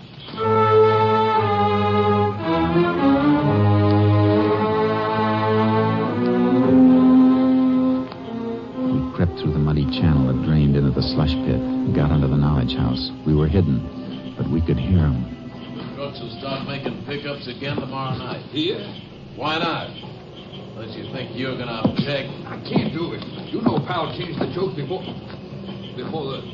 his accident? Yeah. All right, sir. How can I give you any oil? Wells are only pumping regular quotas. Have the chokes changed again, so they pump a little extra. I can't. Not without Miss Powell's okay. I'm working for her now. Maybe you didn't hear me. I said change the chokes. Oh, I'm afraid, Stutz. Must be Stutz Tracy, Jace. Yeah. But don't look at me like that, Stutz. You know I'm on the spot. Listen, we've got the operators in this field lined up. We don't intend to have any trouble with a wise guy pumper. No, wait a minute, Stutz, wait a minute. What'd you have to hit me for? Just to make you think. That's only a sample. Maybe you'd like what Paul got. Don't talk like that, Stutz. I'll do what you say. Just tell me what you want me to do. I've already told you. The trucks will roll tomorrow night. Yeah. Don't disappoint. Don't forget. Yeah. Tomorrow. He knows what happened to Paul, Jace. Let's grab him. No, stay down. He's not the head man. But I wonder why we haven't been seeing him around. Wish I could have gotten a look at his face. His voice sounded familiar. Yeah, you've seen mugshots of him in the photos we have. Hey, a fellow with the broken nose. That's right. Have you seen him around? Yeah, I think I have. Shh. Pumper's leaving. All right. How about it? You seen Stutz? Yeah, only this afternoon at the hotel. He was talking to Frankie Gennaro. Well, that's the first time either of us has seen him since we've been here. I heard him talking to Gennaro. He said he'd been up to Big D. In Dallas? What was he up there for? Well, that wasn't mentioned. They didn't talk much. All I know is that Stutz just got back. He'd been gone 2 weeks. Come on. We can get out of here now. Gone 2 weeks, huh? In other words, since Powell got killed. Yeah, what do you make out of that, Jason? Maybe he doesn't know just something about Powell's murder. I got a hunch he was in on it. Powell clipped one of his attackers with that pipe wrench, remember? Must have left a mark. And if Stutz had that mark, he wouldn't hang around and give people a chance to notice it. Is that it? 2 weeks would just to be about long enough for a scar to heal over. We got to get a sample of Stutz's hair to match with the hair samples Lab got off that wrench. Well, how do we get that? We can get our hands on a comb or brush. Anything he's used on his head. But first, we've got to find him. Well, he may have headed back to the hotel. That's a favorite hangout. Yeah, we'll try it. But on the way into town, I want to call the captain. Yeah. Come on, Charcoal. Come on, boy. What are you going to call the captain for? Find out who owns the trucks hauling the oil and what refinery they're going to. See if we can hook the ownership up with any of the people we've been watching here. Why? Well, because records have been falsified to cover that hot oil. We find out who's changing them, and we'll know who Stutz is working for and who killed Powell. Jace hot oil won't prove murder. No, but once we link Stutz as an accomplice in the murder, I got a feeling he'll squeal like a pig caught under a gate.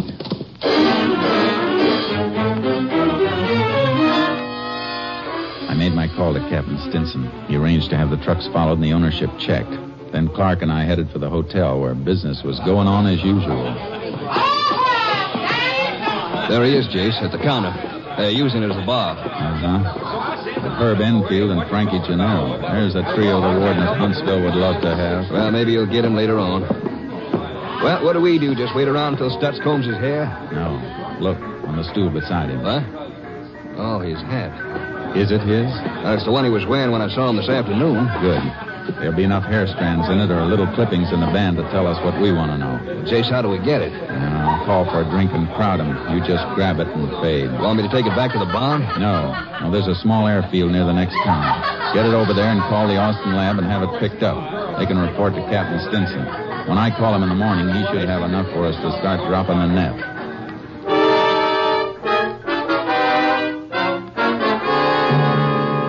I've got the lab report, Jace. Stutz Tracy is the man Powell hit with that wrench, all right. Good. You get a line on the trucking company and the refinery? Yes, you'll like it. The trucking company is owned under an alias by Herb Enfield and his wife. Good. And the refinery is owned by a woman. We checked on her, Jace. She's Frankie Gennaro's girlfriend. Well, that does it.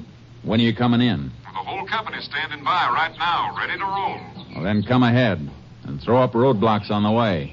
An awful lot of people are going to want to leave here in a hurry.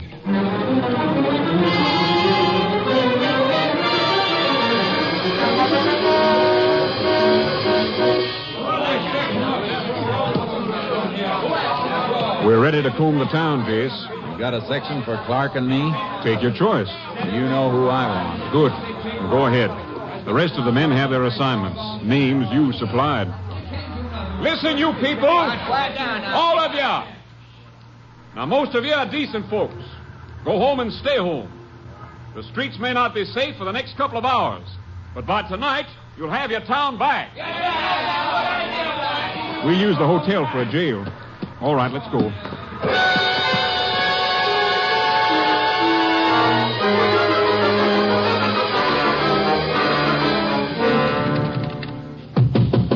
You men in there, you're surrounded.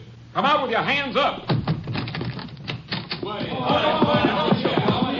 All right, come on. Get moving.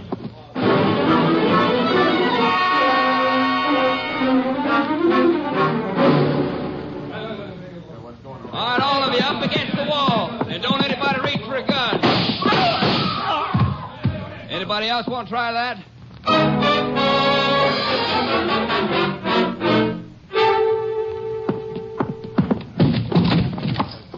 All right, Stutz, on your feet. What do you cowpokes want? We're not cowpokes. We're Texas Rangers. Rangers? But... Get up. Get up. You're coming over to the hotel lobby. We'll tell you all about it.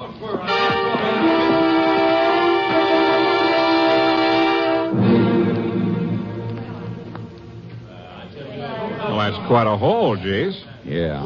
But I can't locate Herb Enfield and Frankie Gennaro. Clark's holding Stutz Tracy in that side room, though. He might know where the others are. You got the photos of the hair samples lab matched? Yeah. Here. Good. I'll show these to Stutz. They should convince him.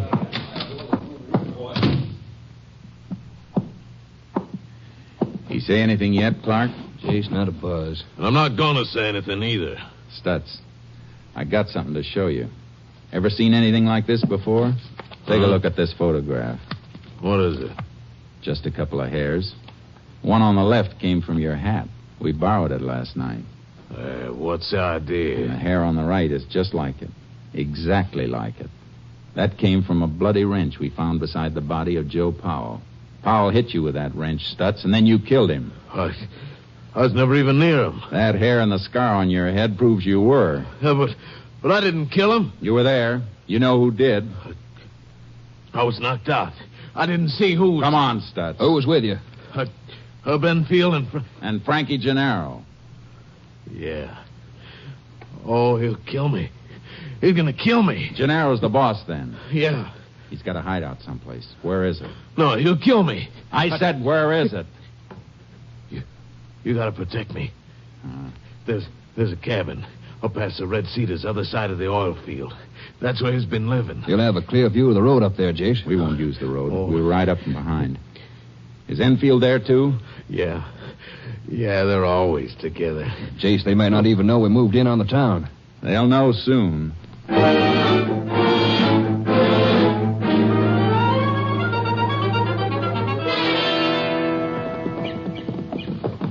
Yeah, there's a cabin, Jace. Pretty fancy. It ought to be. They've milked plenty out of this town. Yeah. Cows running dry for 'em now, though. Hey, somebody around the side of the cabin there in a hammock. That's Gennaro. In a nice silk robe. He's in for a change of wardrobe he isn't gonna like. He's getting up, Jace. He sees us. You looking for something? Yeah. You're wanted in town. That's Tracy send you for me? Huh? Oh, yeah. Yeah, he did. Enfield, too. Anything wrong in town? I don't think so. You see anything wrong, Clark? No. No, I thought everything was fine. Hey, Herb! Yeah, Frankie? Stutz wants us in town. Sent these fellows out to tell us. Oh? I've seen you two around before, haven't I? Hey, what's that on your shirt, cowpoke? Oh, that's just a Texas Ranger badge. Come on, both of you. You're going into town. You shaggy! You, fellas mind telling me what you think you've got on me? Well, let's start with the killing of Joe Powell. I can prove I was someplace else when Powell was killed. Herb and Stutz and I were playing cards with 3 other men all night long. Not this time, Gennaro. What do you mean? We've already proven where Stutz was, and he's made a full confession. There'll be no alibis this time. Don't move, Gennaro. Look out for Enfield! Wait a minute. We don't want to fight. Shouldn't fool around with a gun, Herb. A knife in the back is your specialty. My arm. Well, I'm glad to see you know that I didn't kill Powell. Sure, Gennaro. You're the boy with the brains. You don't do the work. You order it. That's something you can't prove. No? You don't think Herb is going to take all the blame, do you? You're not going to set me up, Gennaro. Shut up! I want a lawyer. Yeah, I can understand that. I never saw a fellow who needed one more. All right. Get moving. Take it easy.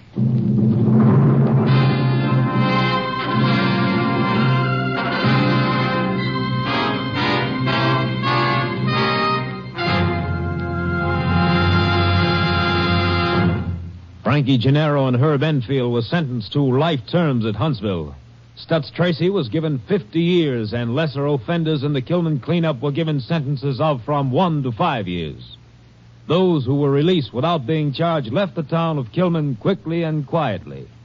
The cleanup was complete.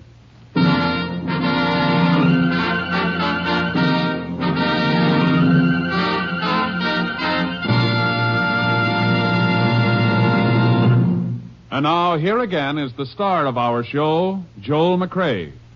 Folks, here's a special announcement I think you'll be interested in. You'll next hear Tales of the Texas Rangers beginning Sunday, 1 week from tomorrow. Yes, we're moving to a brand new time on Sundays, beginning Sunday, October 8th.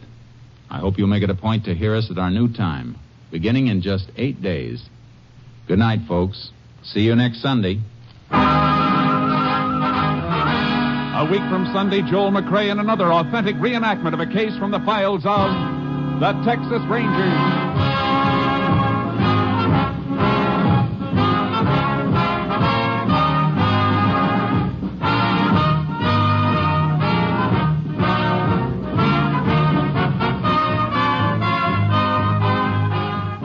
Joel McCrea is currently seen starring in the MGM production Stars in My Crown. Tonight's cast included Tony Barrett, Lou Krugman, Paul Frees, Tom McKee, Herb Ellis, and Byron Kane. This story was transcribed and adapted by Joel Murcott. and the program was produced and directed by Stacy Keach. This is Hal Gibney speaking, and reminding you to be with us again at our new time 1 week from tomorrow, Sunday, October 8th.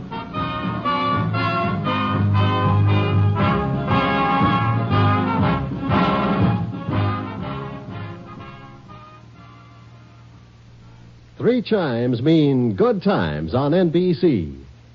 Next Saturday at this time, Dennis Day returns to the air. Dennis Day's comedy is always refreshing because he appears so timid and bewildered. But one thing that doesn't bewilder Dennis is how to sing a popular ballad or rhythmical melody. So for comedy and songs, it's Dennis Day at this time next Saturday. That day also marks the return of the Judy Canova Show. And tomorrow, Phil Harris and Alice Faye return to NBC.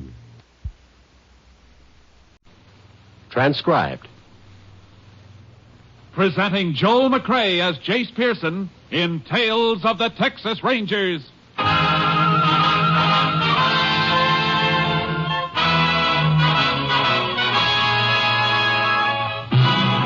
Tales of the Texas Rangers, authentic stories from their official files. Texas, more than 260,000 square miles. And 50 men who make up the most famous and oldest law enforcement body in North America.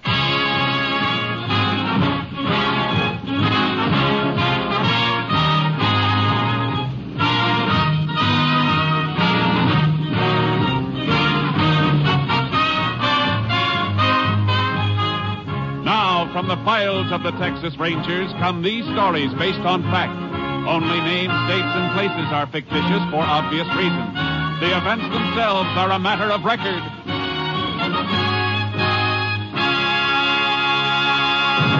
Case for tonight, Living Death.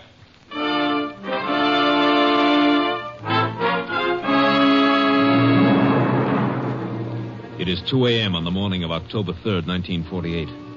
A man stands in the brush on the American side of the Rio Grande, watching another man wading rapidly across the river from the Mexican side. Come on, hurry up. Senor Green? Senor Green, where are you? Over here. And shut up. Oh. I almost fallen. Never mind. You crazy wearing a white sombrero with that moon? What is the harm, Senor Green? Nobody see the ego but you. Don't be too sure of that. Somebody followed me down here. I don't know whether I shook him or not. The border patrol? No.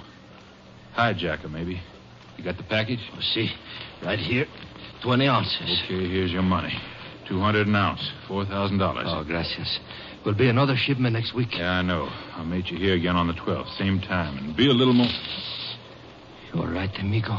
Someone does follow you? Quiet. Sound came from over there. He's moving this way. You'll have to crawl through that clearing first, and the moon's right on it. You going to use a gun? What do you think I got it for? Keep quiet. There he is, coming into the moonlight. Yeah, and he doesn't see us. Just like a sitting duck. Oh! You hit him, senor? Yeah.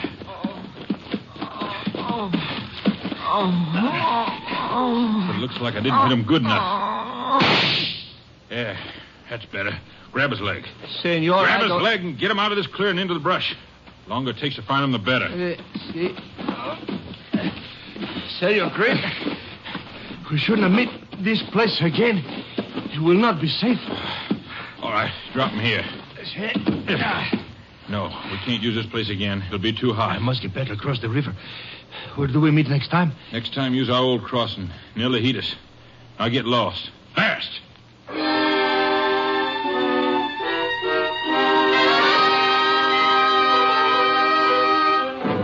The body of the slain man was discovered, but for 2 months there was no clue to point to his killer. And then suddenly another man was shot to death on the streets of a small town in West Texas, and Captain Stinson of the Texas Rangers radioed Ranger Jace Pearson to meet him at the county morgue. Body's on this slab, Jace. Shot right through the heart, Captain? Yeah. And here's our ballistics report. 45 caliber slug. Look at the markings on this photo of it. Uh-huh. All right. Now look at this ballistics photo. This is a report on the slug they took out of the man who was killed near the border 2 months ago. Yeah, I see what you mean. Both slugs came from the same gun. Mm-hmm. Autopsy report on this man completed yet? Being typed up. We'll have it in a minute. Clyde Mooney's waiting for it. Mooney? Oh, is he here? Yeah, I sent for both of you. Mooney worked on the border killing. Since it's tied up with his second killing, I thought you'd better tackle it together. Suits me fine. You got some special reason for wanting to see the autopsy report, Jace? Yeah. Look at the body. Marks on the left forearm. Look like the kind we usually find on drug addicts. Well, we'll know in a second. Now, here's Clyde now. Howdy, Captain. Hi, Jace. Howdy, Clyde. Good to see you, boy. Heard you talking as I come in, Jace. You hit it all right. Here's the autopsy report. Man was a drug addict. He's probably just as well off dead, then. Bullet ties this one right up with your border case, Clyde. Guess we're both after the same killer. Yeah. I've been hunting wetbacks for 2 months trying to find the man who was toting the gun those slugs came from. Anything else you boys want to see here? No, Cap. No, Captain. Well, let's get out of here, then. Any identification on this man we just saw, Captain? Not a thing. Was dressed like a hobo. Doesn't fit any of the descriptions on missing persons reports, either. Might help a lot if we knew who he was. 'Cause I can't see this killing as a job done by a wetback. Why not, Jace? It was somebody sneaking across the border. Tracks weren't clear by the time the body was found down there, but there were tracks. Both your cars in back near mine? Yeah. Yeah. All right, Jace, go ahead with your theory. Well, a wetback sneaking into the country to earn a few dollars working is usually too poor to own a gun, unless he's carrying something across with him. You thinking of those hypo marks, Jace? It adds up to me. Narcotic smuggling. Might be. Man who was killed in my territory could have been shot because he spotted somebody crossing with the stuff. Well, that's possible. But how about the dead man we just left? He wasn't shot near the border. It looked like he was down and out. Had the habit, but not the price. Might have tried to get some narcotics by threatening to expose the peddler. I'll buy that, Jace. How about you, Clyde? Best bet I've had so far. All right, Jace. Where you planning on starting? Back along the border. What, my area? No. Killing was made that spot too hot for them. They'll go back to some old crossing that's cooled off. I know a few, and you probably know a few. Well, yeah. Place west of Laredo. Then there's Devil's River. That's been quiet lately. Yeah, and the Castellon area and the Big Bend, up through Lajitas and Redford. It's a big border. Yeah, so the sooner we get started, the more of it we can cover. You're dragging a double trailer, Jay. Suppose I load my horse in with charcoal. We'll use one car. Good. Let's go.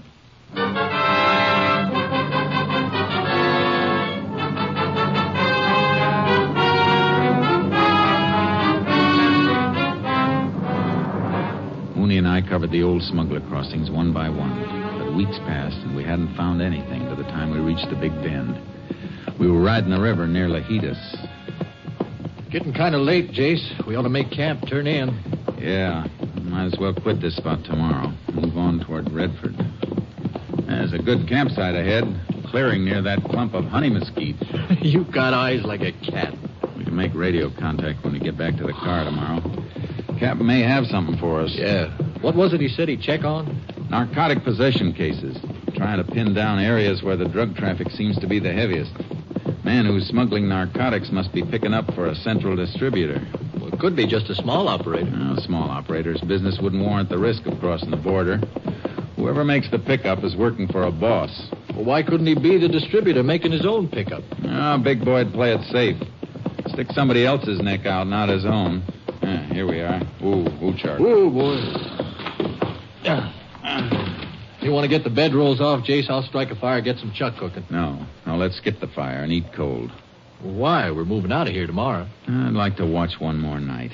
It's too quiet here. There haven't been reports of any trouble in this section in almost 3 years. We haven't even spotted a wetback trail. Okay, no fire. Might as well let the horses drink before we hobble them. Come on, Charcoal. Come on, boy.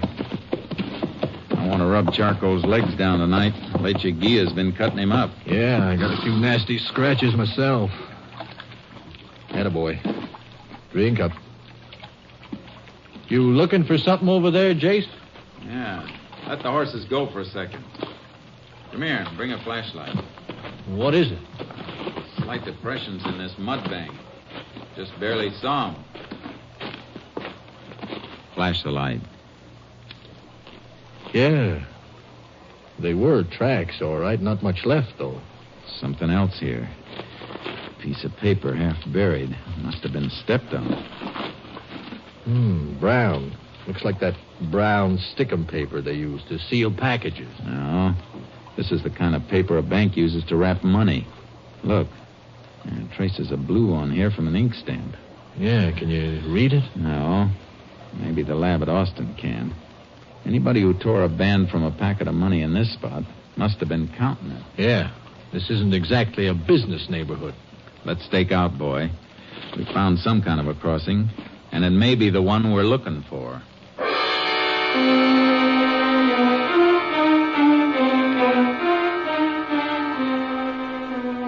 We didn't dare move out of the area. We took turns sleeping and keeping the horses out of sight as much as possible.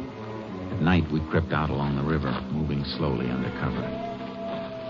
5 nights now, Jace. Maybe they won't cross again in the same spots. I know. A mile above or below us, and we'd never even see them. We found tracks in a couple of places along here. They might... What? Oh. One of our horses. Thought we had something for a minute. Clyde, that isn't one of ours. It's coming from the wrong direction. Put your ear to the ground. I don't have to. I can hear him coming now. Can't be our horses. They're hobbled, and the one we hear is moving free. Come on. Don't show yourself on the riverside. That's where his contact will come from. Coming now. There's something moving in the water out there. A few hundred yards down. Our horses would have to be up the other way. We'll have to try it on foot. We haven't time to go back and get mounted. If they make a fast pass, we'll never get there in time anyhow. We'll have to risk a little noise. That moving horse will cover our approach until he stops. Step it up. The contact is across to this side by now. I can't see him out there anymore. Wait. The horse is stopping, too. Diego? Oh, here, senor. Come on, give me the stuff. Here's the money. They're not wasting any time, Jace. No. Let's go. Stay where you are! Both of you! Keep going, Diego. Run! Here, boy! I'll get the one in the river, Jace. Stop that horse! Come out of that water!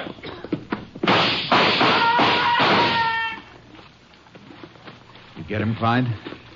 He shot at close range, Jace. I had to kill him. We've got to leave and get after that rider. Let's get to the horses. Right.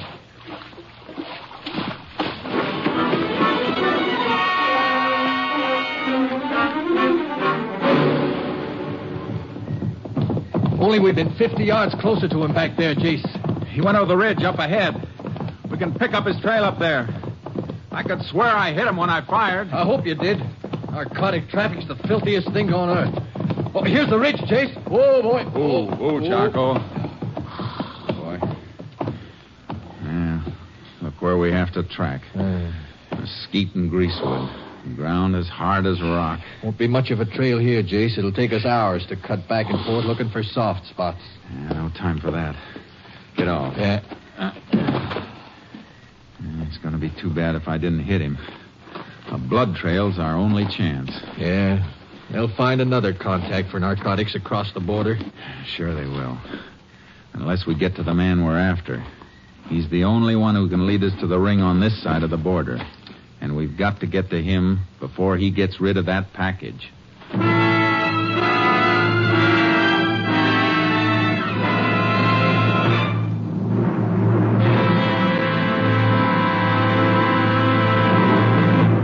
You are listening to Tales of the Texas Rangers, starring Joel McCrea as Ranger Jace Pearson. Today marks our first Sunday broadcast, and we sincerely hope that all our old friends who listened to us on Saturday night will be with us at this new Sunday time. Also, we extend a cordial welcome to our new listeners and hope that you'll be with us every Sunday at this time. Now we continue with tonight's case, Living Death, an authentic story from the files of the Texas Rangers.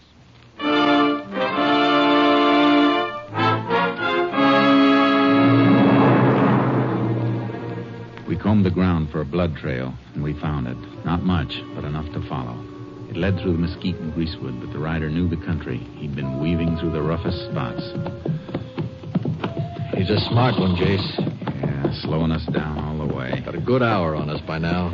And an hour's too long. He's probably just using that horse to get to a car someplace. We can't waste any more time trail cutting them. No. He must have headed for cover someplace to take care of that wound. General direction seems to be northeast. We'll have to gamble on it. Okay. Let's ride. Get up, Charlie.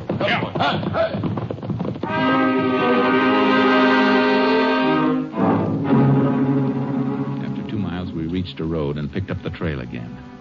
We had horse tracks to follow now, and they led to a dilapidated barn near a rundown ranch house. He was here, all right, Clyde. Blood in the hay and this torn cloth. Ripped a piece off his shirt to make a bandage. He knew this spot and headed right for it. Must have been here before. Yeah, but we're still way behind him. Main road's only a mile or so from here. He's gotten to his car by now. The ranch house is dark. Let's wake him up. They might have seen something or heard something. Leave the horses here. Okay. This place sure has gone to seed, Jace. Yeah, it's a big house, falling apart. Fences sagging, no stock. Must have been a nice ranch once, though. It isn't anymore. A man gets his living from the earth, you'd think he'd take better care of it. Here's the house. Open up. Hey, wake up in there. Who is it? Texas Rangers, ma'am. We'd like to talk to you. Just a minute. There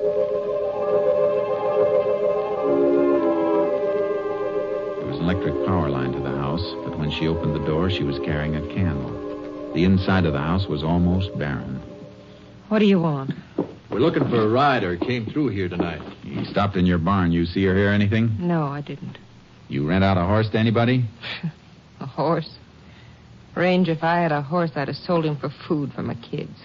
Sorry we have to bother you, ma'am. It's all right. What difference does it make? You know anybody around who... Ma'am, would you mind holding your candle over the mantel of this fireplace? Why? Jace, that picture. The picture was a photograph of a man. The face was younger, full and healthier than when we'd seen it last.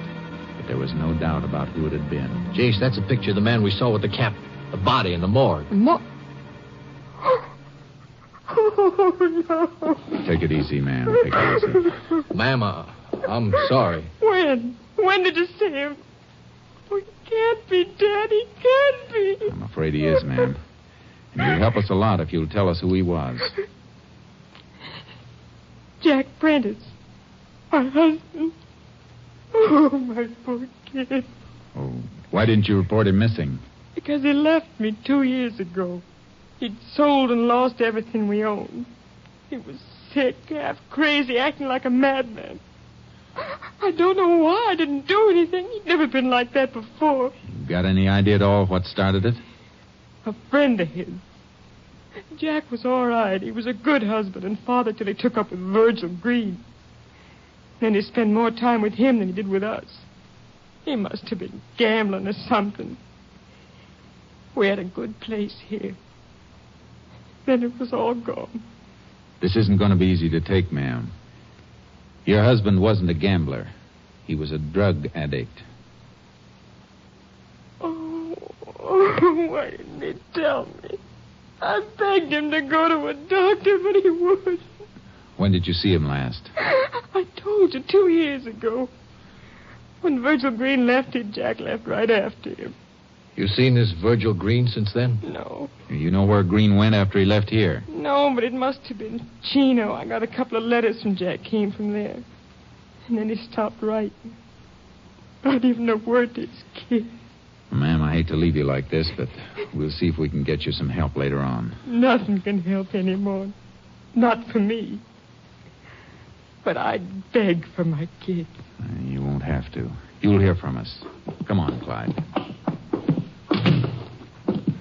We gotta get the boy who gunned her husband, Jace. We gotta get more than one. We gotta get them all. The whole ring. Or there'll be 100 more like her husband, dying slower and worse than he did. You think this Virgil Green is the link? It must be. Fits the cards we've been playing. Jack Prentice couldn't raise money to buy from Green, threatened to expose him, and Green killed him.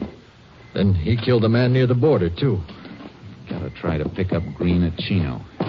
He knew this place. It's a fair bet he's the man we've been chasing. Get up, Charcoal. Up, boy. Taking him is going to be a pleasure. We can't take him. Not until we find out if he still has that package. We better knock on these ponies until we get to our car. Here. We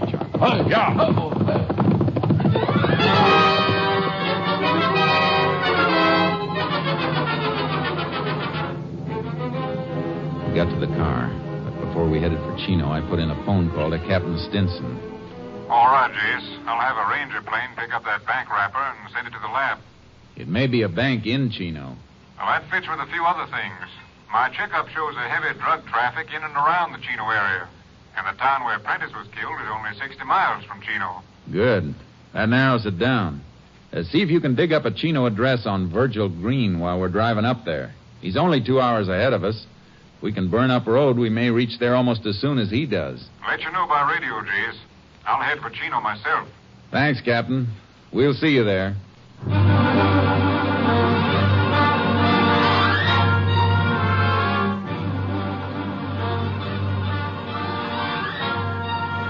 We were less than an hour out of Chino when our short wave came through with Green's address. KTXA to Unit 10. Unit 10 to KTXA. Go ahead. Address of subject Virgil Green is Greendale Ranch, State Highway 39, 14 miles west of Chino. Got it. Any report from lab on bank money wrapper? Stamp on money wrapper restored by Austin Lab. Money and packet came from Chino State Bank, corner Main and Crockett in Chino. 10-4. Unit 10, clear. KTXA Austin. That's all we need, Jace. Yeah, we can get Green in sight before he unloads that package.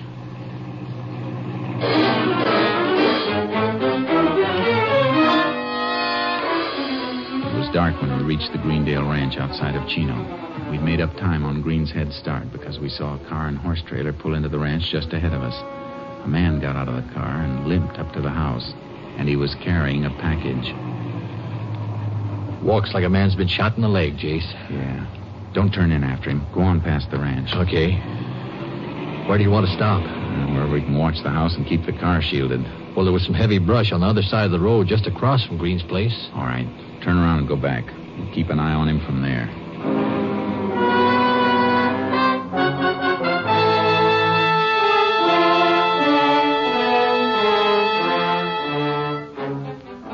We kept a watch on Green's house all night, but nobody showed to pick up the package.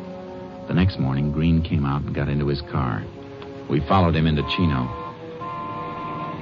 He's pulling into a parking space up near the next corner, Jace. Yeah, slow down. He's getting out. He's got the package, all right, sticking out of his pocket. Park here, quick. He's going into that building on the corner. Come on, before we lose him. Hey, the street sign, Main and Crockett. And he went in there, Jace.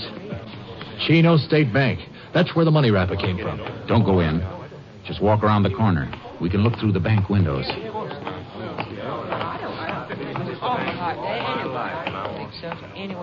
There he is, Jace. Last counter, the rear of the bank. Safe deposit boxes. Going through the rail into the vault. Must have a box he's going to plant the stuff in. We going to grab him? No, wait till he comes out. But he won't have it on him then. We got enough on him. We can pick him up any time. We got to stay with that package until we know who gets it next. Hey, he wasn't in there long. He's coming out. Yeah, the package isn't in his pocket now. All right, get out of sight. Yeah. He was in there just long enough to open up the box and drop it. Yeah, you've seen the package now. Drift around to the front of the bank. See that nobody leaves that vault with it unless you follow him. Okay, where are you going? To meet the captain and get a court order to open that vault.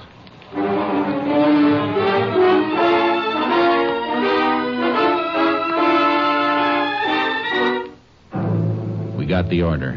Then we waited until the bank closed and the employees were out.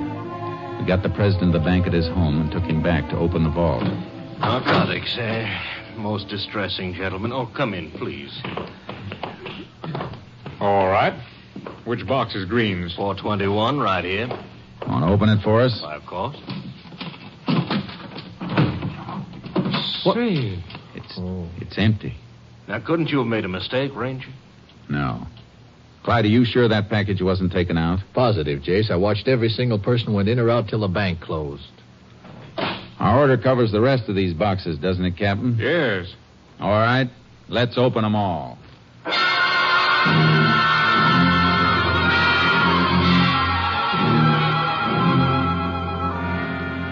We found what we were after, but not the way we expected to find it. The stuff was there, all right, but it had been split up into smaller quantities. The owners of these boxes must be names you have on your list of dope peddlers, then, Captain. I'll check that on the bank records. Yeah, but how'd this stuff get split up? Green wasn't in here long enough to do it. No, he couldn't have done it. His key had only given him access to his own box. It have to be done by somebody with a set of duplicate keys. Somebody working here. Well, that's impossible. Only the head cashier and I have duplicate keys. Were you in the vault after the bank closed? No, sir, I haven't been in here all day. That's truth, Jace. I could see him through the window. And then the head cashier's our boy. He's the distributor. And a pretty clever distribution scheme, too. No direct contact, and he has access to the vault after the guard has left. If he's handled those packets, there'll be fingerprints on them. What's his name and where does he live? His name is August Weber. He's got a big ranch over near Estrella on Highway 39. And I know how he got it now. He said he was making money on investments. Investments? He meant a black market in human souls. Come on, Clyde. Let's get him and Virgil Green. We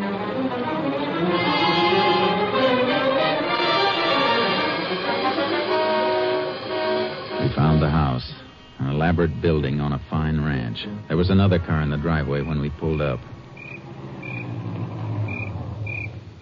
Hey, Jace, that car in front of the place. Yeah, we're in luck. It's the car Virgil Green was driving. Light around the side of the house by that French door. Maybe they didn't hear us drive in. Good. Let's slip up on that side of the porch and find out. Might be able to take him easy. Don't count on it. Cold-blooded killer like Green. He'd keep on killing as long as he has a gun.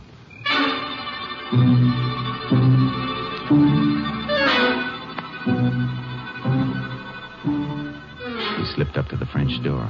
It was locked and we couldn't see through it. But their voices drifted out through an open window. Telling you, Weber, my leg's infected. I gotta see a doctor. Have him report a bullet wound? You want me to die? I could put a bullet in you, too. Well, let me know when you want to try. I've done a little killing myself, Green. Only I've been smarter about it. Nobody's caught me yet. All right, Clyde. Let's kick a hole in this door. All right. Don't move. Ranger! Don't reach for...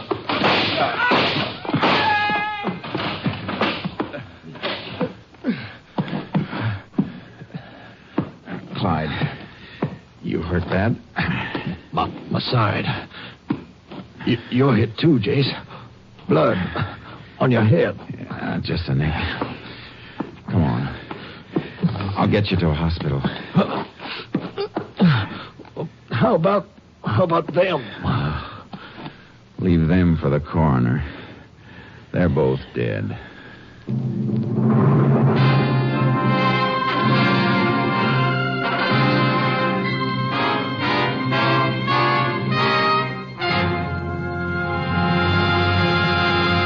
The gun found beside the body of Virgil Green proved to be the murder weapon the Rangers had been seeking. Narcotics peddlers having safe deposit boxes at the Chino State Bank were rounded up, and they admitted they had been supplied by August Weber. They were tried and sentenced. The traffic in living death was halted.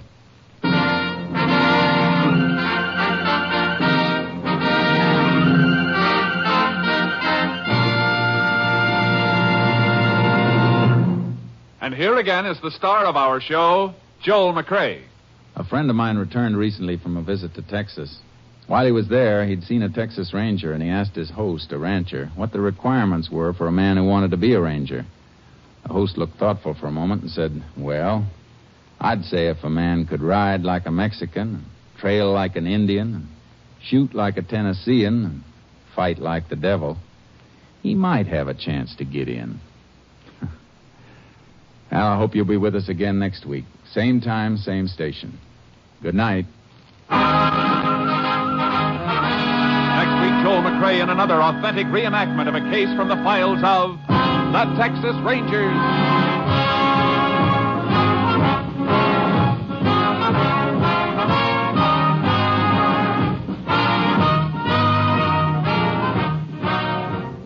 Joel McCrea is currently seen starring in the MGM production Stars in My Crown. Tonight's cast included Tony Barrett, Barney Phillips, Larry Dobkin, Byron Kane, Ken Harvey, and Lillian Byam.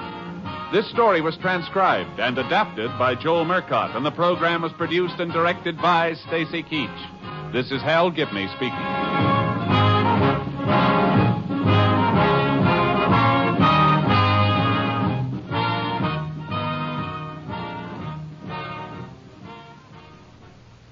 3 chimes mean good times on NBC.